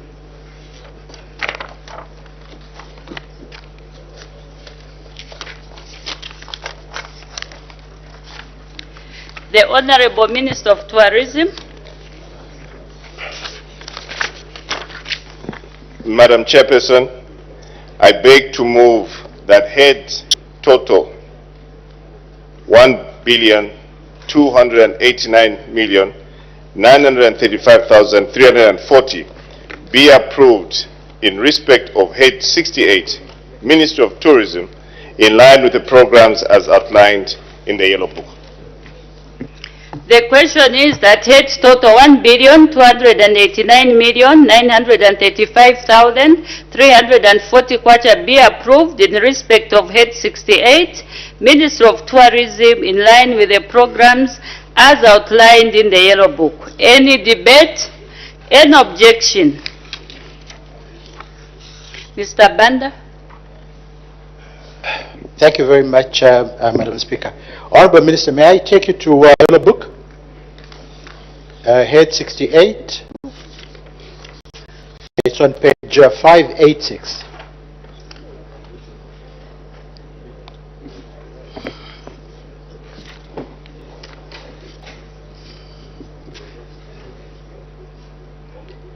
You may continue, Honorable. I can continue.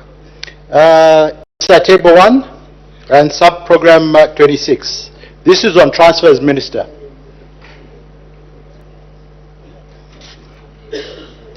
In 2024, the amount for transfers was 115 million. And now it's gone up to 542, which is about over 400%.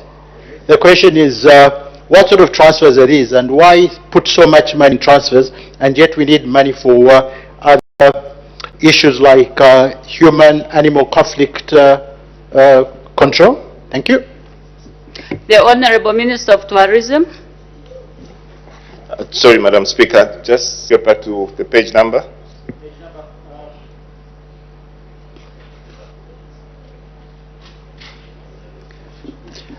Page number 586. That's the second page when you go to your head. Your head is 68. So the first page and now the second page. Page 586. Yes, ma'am. And that's the first table. Good. It's on transfers, which is the sub-program 26. In 2024, you reserved 115 million. This was for only transfers. Then this year, it's gone to 542, which is about 400% plus.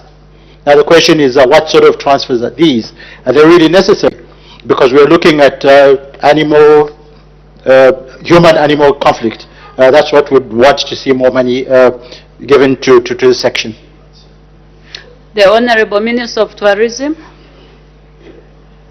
Okay, thank you very much, Madam Speaker, and thank you very much, Mr. Banda, for that intervention.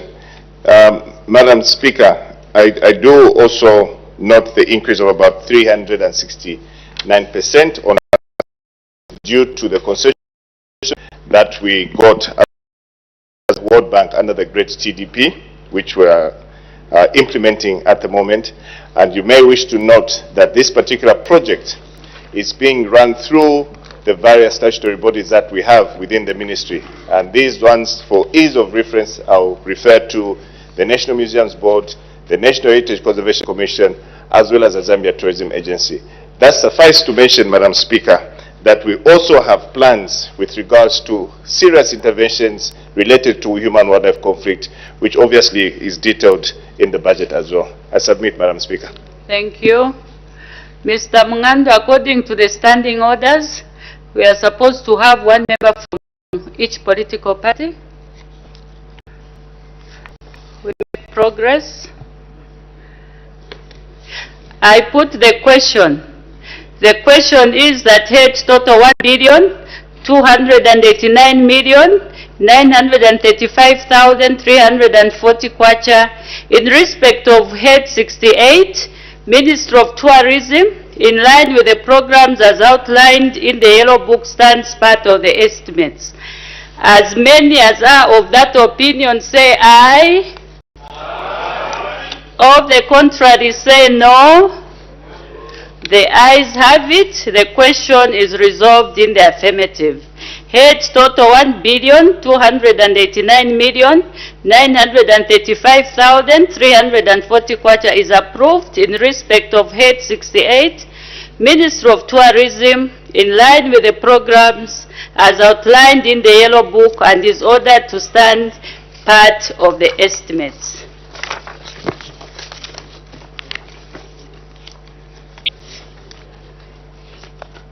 We now move to head 77, Ministry of Defense. The Honorable Minister of Defense.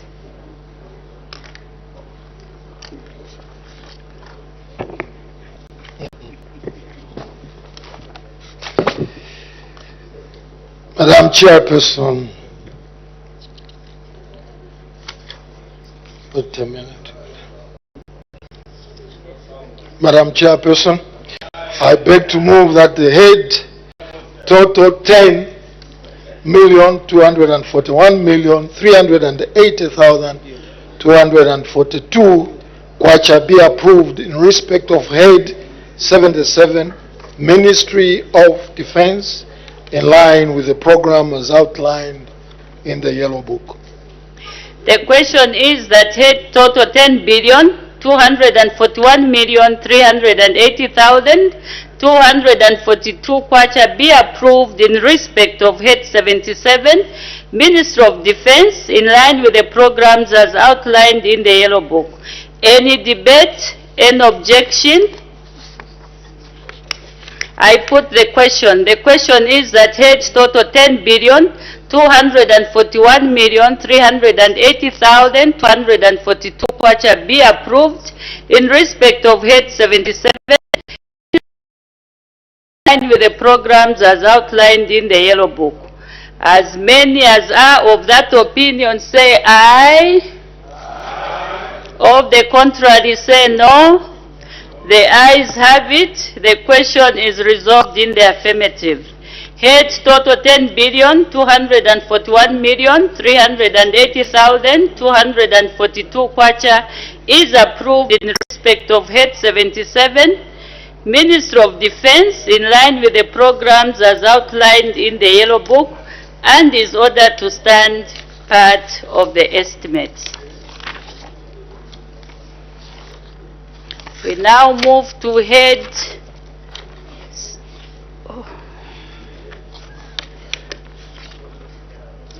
78. We now move to head 78, Zambia Security Intelligence Service, Office of the President. Her Honor the Vice President.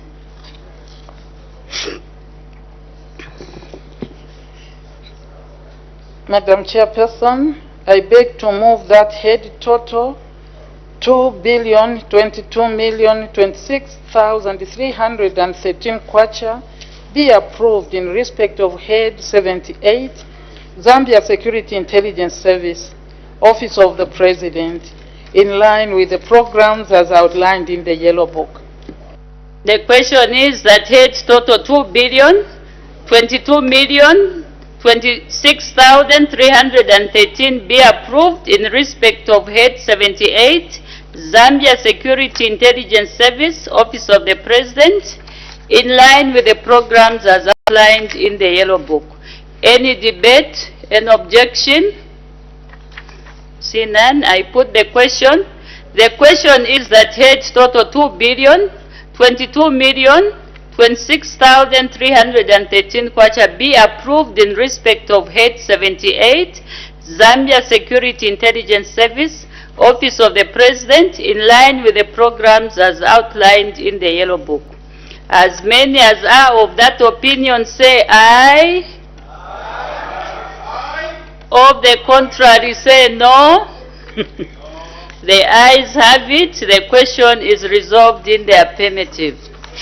Head total 2,022,026,313 kwacha is approved in respect of head 78, Zambia Security Intelligence Service, Office of the President, in line with the programs as outlined in the Yellow Book, and is ordered to stand part of the estimates. We move to head 86, Ministry of Fisheries and Livestock.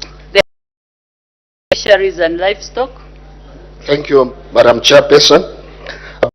That head total 1,842,928,195 be approved in respect of head 86, Ministry of Fisheries and Livestock, in line with the program as outlined in the Yellow Book.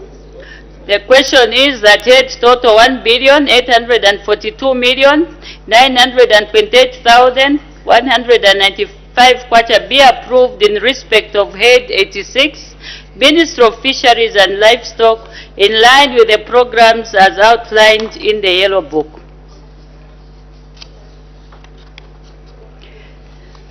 Mr. Banda. Thank you, Madam Speaker. Honourable Minister, may I take you to the Yellow Book? This is page 670, 670, and Table 1. It's on goods and services. That's our program 22.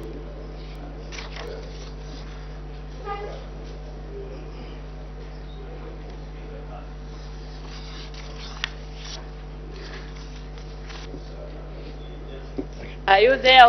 In 2024, the goods and services gobbled 383,000, and this year you've pushed them up to 917. A very, very large difference. May we know what sort of goods and services these are? Thank you. The Honourable Minister of Fisheries and Livestock. Madam Chairperson, the increase is due to the drought that was affected. Thank you. The question is the head total 1,842,920,195 respect of head 86, Ministry of Fisheries and Livestock, in line with the defined in the Yellow Book, stands part of the estimates. As many as are of that opinion say aye. Of the contrary say no. The ayes have it. The question is resolved in the affirmative. Head total 1,842,928,195 kwacha is approved in respect of head 86, Ministry of Fisheries and Livestock, in line with the programs as outlined in the part of the estimates. To head 87. Head 87, Anti-Corruption Commission, Her Honor the Vice President. Madam Chairperson, I beg to move that head total 179,886,457 kwacha be approved in respect of head 87, Anti-Corruption Commission, in line with the programs as outlined in the Yellow Book. The question is that head total 179,886,457 kwacha be approved in respect of head 87, Anti-Corruption Commission, in line with the programs as outlined in the Yellow Book. Any debate? Any objection? I put the question. The question is that head total 179,886,457 kwacha be approved in respect of head 87 Anti-Corruption Commission in line with the programs as outlined in the Yellow Book. As many as are of that opinion say aye. Of the contrary say no. The ayes have it. The question is resolved in the affirmative. Head total 179,886,457 kwacha is approved in respect of head 87 Anti-Corruption Commission in line with the programs as outlined in the Yellow Book and is ordered to stand part of the estimates. We now move to head 88, Office of the President, Muchinga Province. Her Honor the Vice President. Madam Chairperson, I beg to move that head total 113,500,606 kwacha be approved in respect of head 88, Office of the President, Muchinga Province, in line with the programs as outlined in the Yellow Book. The question is that head total 113,500,606 kwacha be approved in respect of head 88, Office of the President, Muchinga Province, in line with the programs as outlined in the Yellow Book. Any debate? Any objection? I see none. I put the question. The question is that head total 113,500,606 kwacha be approved in respect of head 88, Office of the President, Muchinga Province, in line with the programs as outlined in the Yellow Book. As many as are of that opinion say aye. Of the contrary say no. The ayes have it. The question is resolved in the affirmative. Head total 113. Order, honorable members. Head total 113,500,606 kwacha is approved in respect of head 88, Office of the President, Muchinga Province, in line with the programs as outlined in the Yellow Book, and is ordered to stand part of the estimates. We now move to head 90, Office of the President, Lusaka Province. Her Honor the Vice President. Madam Chairperson, I beg to move that head total 164,381,393 kwacha be approved in respect of head 90, Office of the President, Lusaka Province, in line with the programs as outlined in the Yellow Book. The question is that head total 164,381,393 kwacha be approved in respect of head 90, Office of the President, Lusaka Province, in line with the programs as outlined in the Yellow Book. Any debate? Any objection? The question is that head total 164,381,393 kwacha be approved in respect of head 90, Office of the President, Lusaka Province, in line with the programs as outlined in the Yellow Book. As many as are of that opinion say aye. Of the contrary say no. The ayes have it. The question is resolved in the affirmative. Head total 164,381,393 kwacha is approved in respect of head 90, Office of the President, Lusaka Province, in line with the programs as outlined in the Yellow Book, and is ordered to stand part of the estimates. We move to head 91, Office of the President, Copperbelt Province. Her Honor the Vice President. Madam Chairperson, I beg to move that head total 154,810,370. Order, honorable members, the voices are becoming louder and louder. Can we allow the process to proceed? We have to finish this today.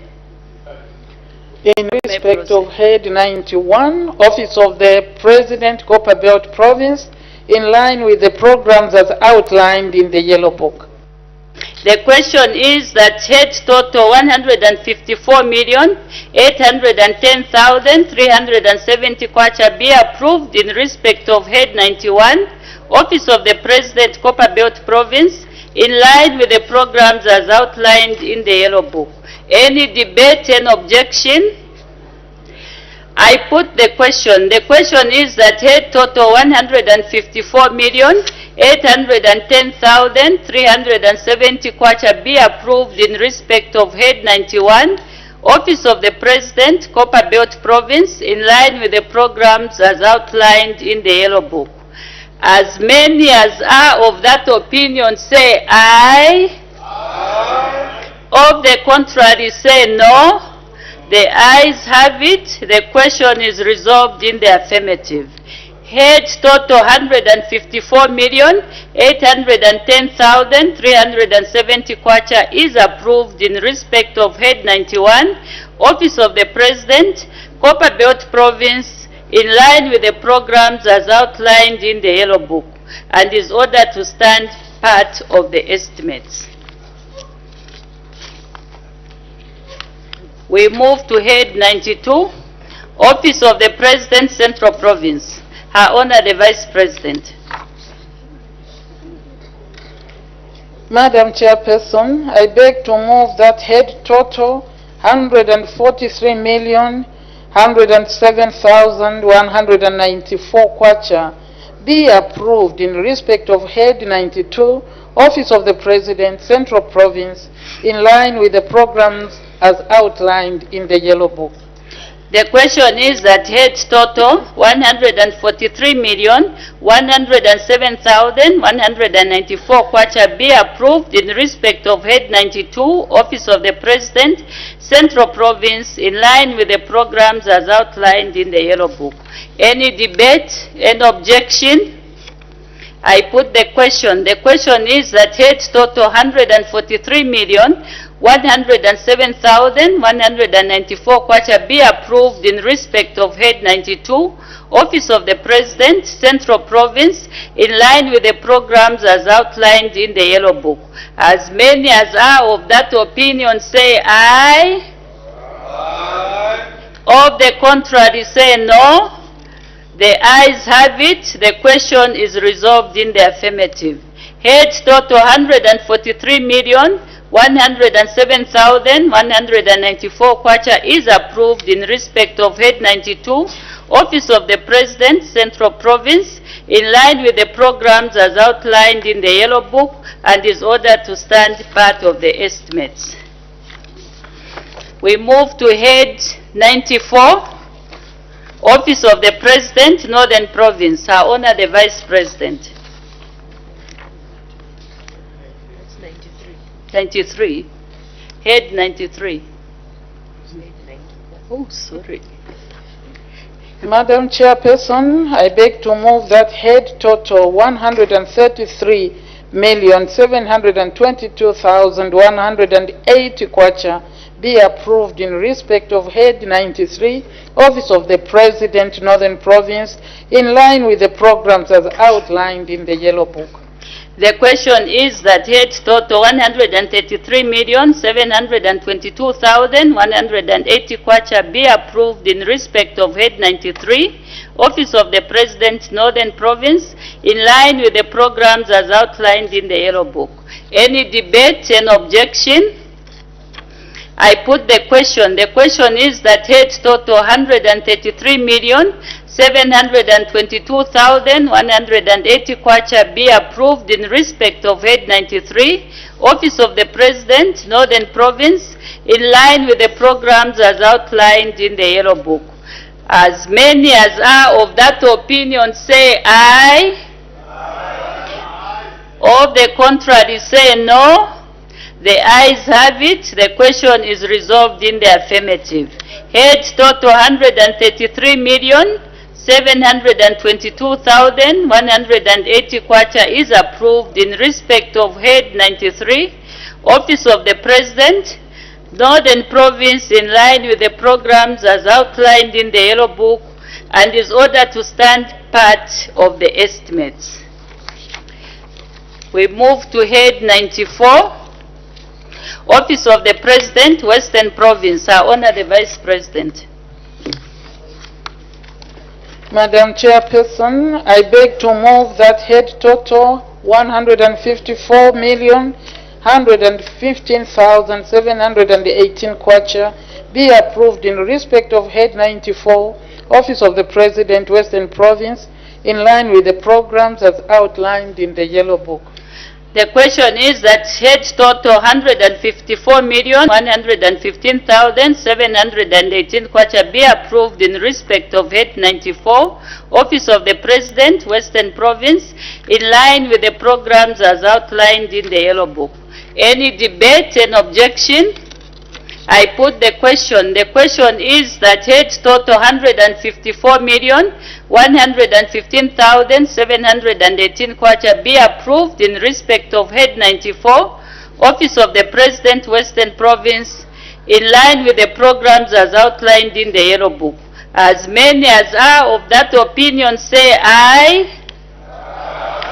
Of the contrary say no.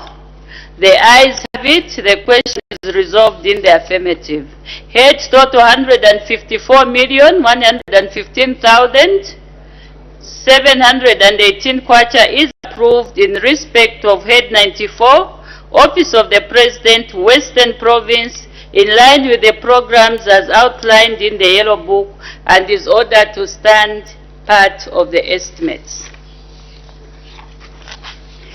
We move to head 95, Office of the President, Eastern Province.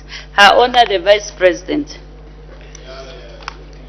Madam Chairperson, I beg to move that head total 147,736,369 kwacha be approved in respect of head 95, Office of the President, Eastern Province, in line with the programs as outlined in the Yellow. The question is that head total 147,736,369 kwacha be approved in respect of head 95, Office of the President, Eastern Province, in line with the programs as outlined in the Yellow Book. Any debate, any objection? I put the question. The question is that head total 147,736,369 kwacha be approved in respect of head 95, Office of the President, Eastern Province, in line with the programs as outlined in the Yellow Book. As many as are of that opinion say aye. Of the contrary say no. The ayes have it. The question is resolved in the affirmative. Head total 147,736,369 kwacha is approved in respect of head 95, Office of the President, Eastern Province, in line with the programs as outlined in the Yellow Book, and is ordered to stand part of the estimates. We move to head 96, Office of the President, Luapula Province. I honor the Vice President. Madam Chairperson, I beg to move that head total 136,610,494 kwacha be approved in respect of head 96, Office of the President, Luapula Province, in line with the programs as outlined in the Yellow Book. The question is that head total 136,610,494 kwacha be approved in respect of head 96, Office of the President, Luapula Province, in line with the programs as outlined in the Yellow Book. Any debate? Any objection? I put the question. The question is that head total 136,610,494 kwacha be approved in respect of head 96, Office of the President, Luapula Province, in line with the programs as outlined. As many as that opinion say aye. All the contrary say no. The ayes have it. The question is resolved in the affirmative. Head total 136,610,494 kwacha is approved in respect of head 96, Office of the President, Luapula Province, in line with the programs as outlined in the Yellow Book, and is ordered to stand part of the estimates. We move to head 97, Office of the President, Northwestern Province. I honor the Vice President. Madam Chairperson, I beg to move that head total 132,683,407 kwacha be approved in respect of head 97, Office of the President, Northwestern Province, in line with the programs as outlined in the Yellow Book. The question is that head total 132,683,407 kwacha be approved in respect of head 97, Office of the President, Northwestern Province, in line with the programs as outlined in the Yellow Book. Any debate, any objection? I put the question. The question is that head total 132,683,407 kwacha be approved in respect of head 97, Office of the President, Northwestern Province, in line with the programs as outlined in the Yellow Book. As many as are of that opinion say aye.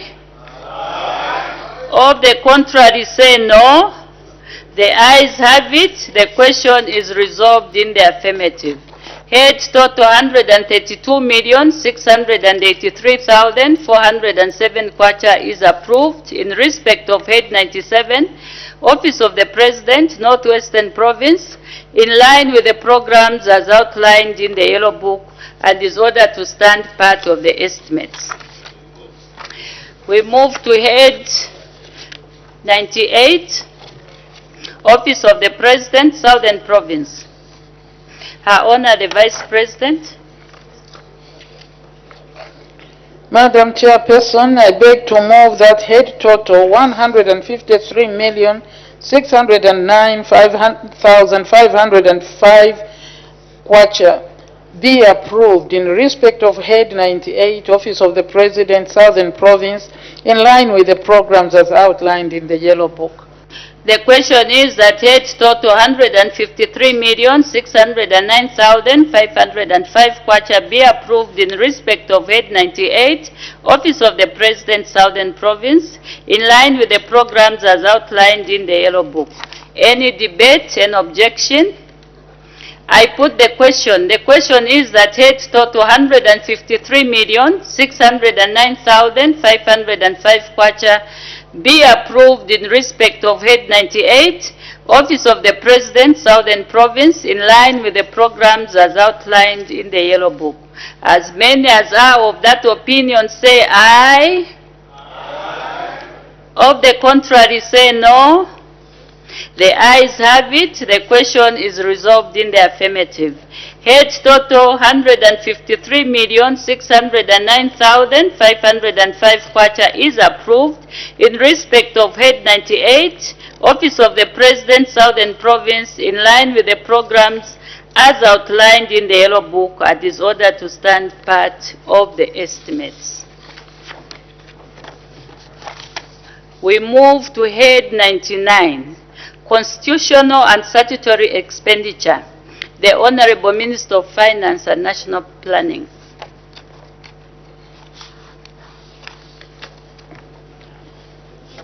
Madam Chairperson, I beg to move that heads total 58 billion 5 million 993,422 kwacha be approved in respect of head 99, constitutional and statutory expenditure in line with the programs as outlined in the Yellow Book. The question is that heads total 58 billion 5,993,422 kwacha be approved in respect of head 99, constitutional and statutory expenditure in line with the programs as outlined in the Yellow Book. Any debate? Any objection? I put the question. The question is that heads total 58 billion 5,993,422 kwacha be approved in respect of head 99, constitutional and statutory expenditure in line with the programs as outlined in the Yellow Book. As many as are of that opinion say aye. Aye. Of the contrary say no. The ayes have it. The question is resolved in the affirmative. Heads total 58 billion 5,993,422 kwacha is approved in respect of head 99, constitutional and statutory expenditure in line with the programs as outlined in the Yellow Book and is ordered to stand part of the estimates.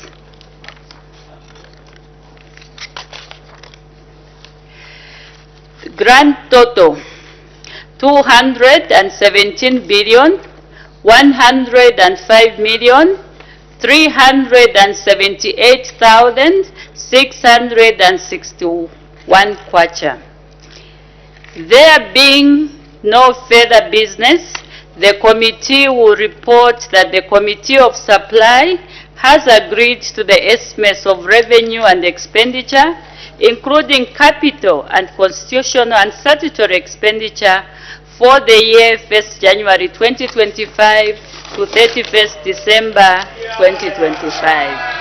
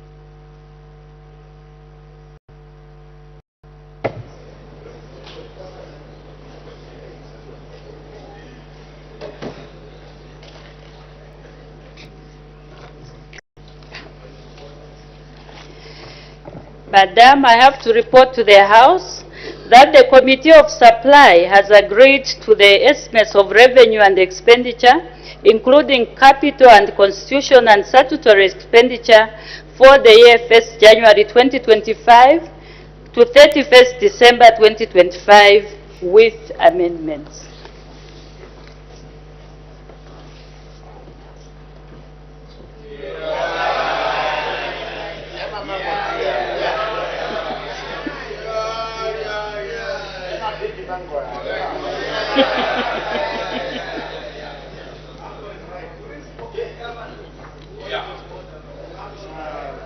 Day for consideration of the report.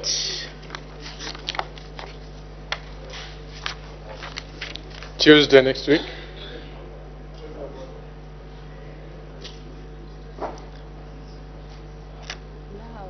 Now, Madam Speaker. Report to be considered now. The Honorable Minister of Finance and National Planning.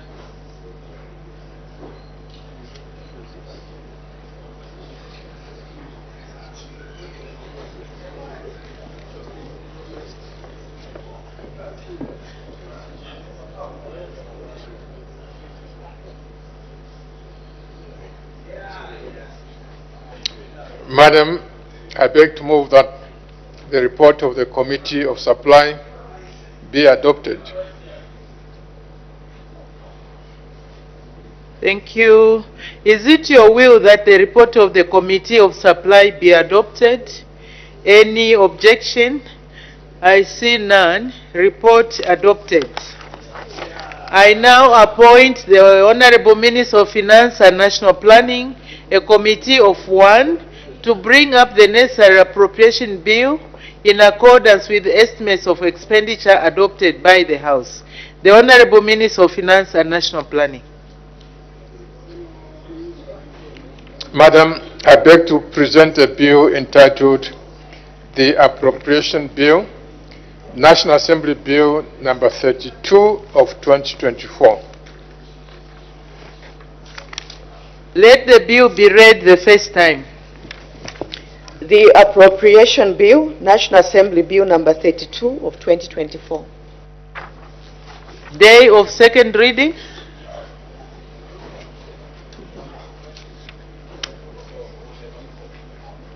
Tomorrow, Madam Speaker. Her Honor the Vice President, adjournment.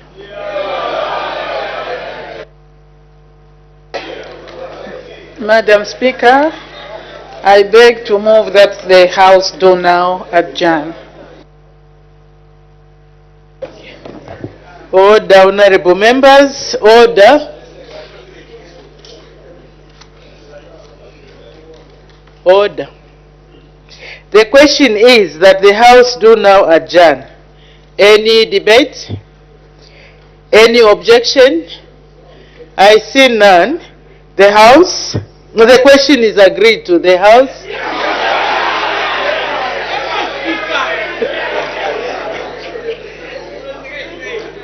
The beauty of being efficient.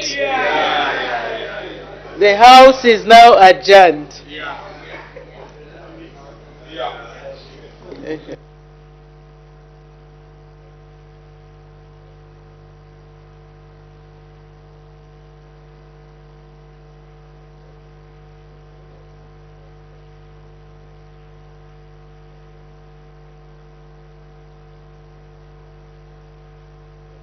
Since come to a close, and it continues tomorrow with the second reading of the appropriation bill. And we'll just take a quick look at some of the bills, Matimba, that were considered on the floor of the House at second reading stage and committee stage.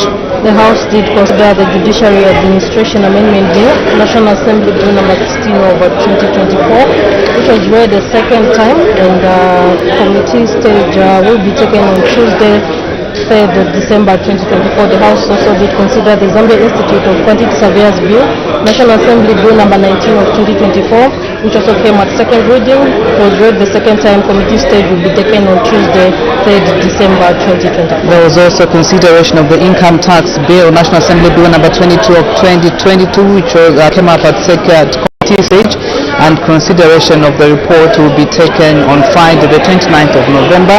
The House was supposed to consider the Customs and Excise Bill, but it has since been deferred to a later date by the Minister of Finance and National Planning, and leave has actually been granted.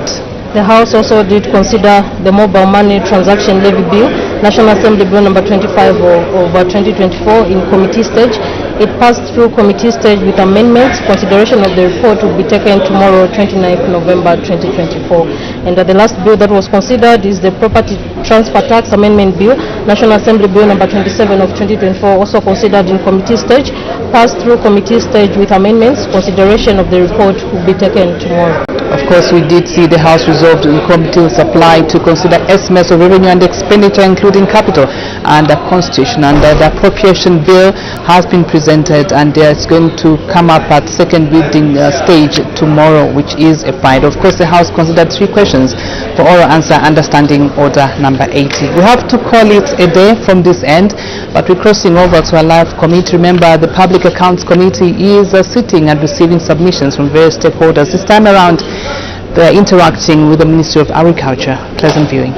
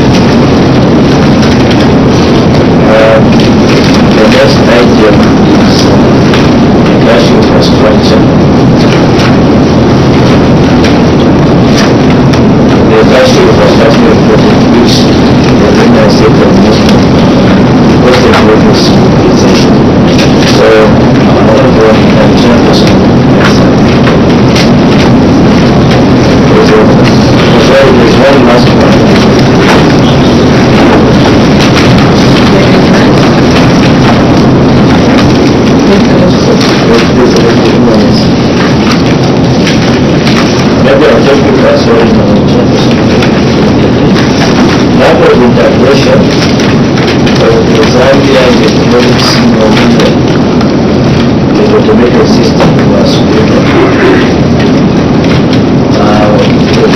number regulation of the Zambia is not single window with the automated system for customers that as we have imports and exports not issued non-financial service.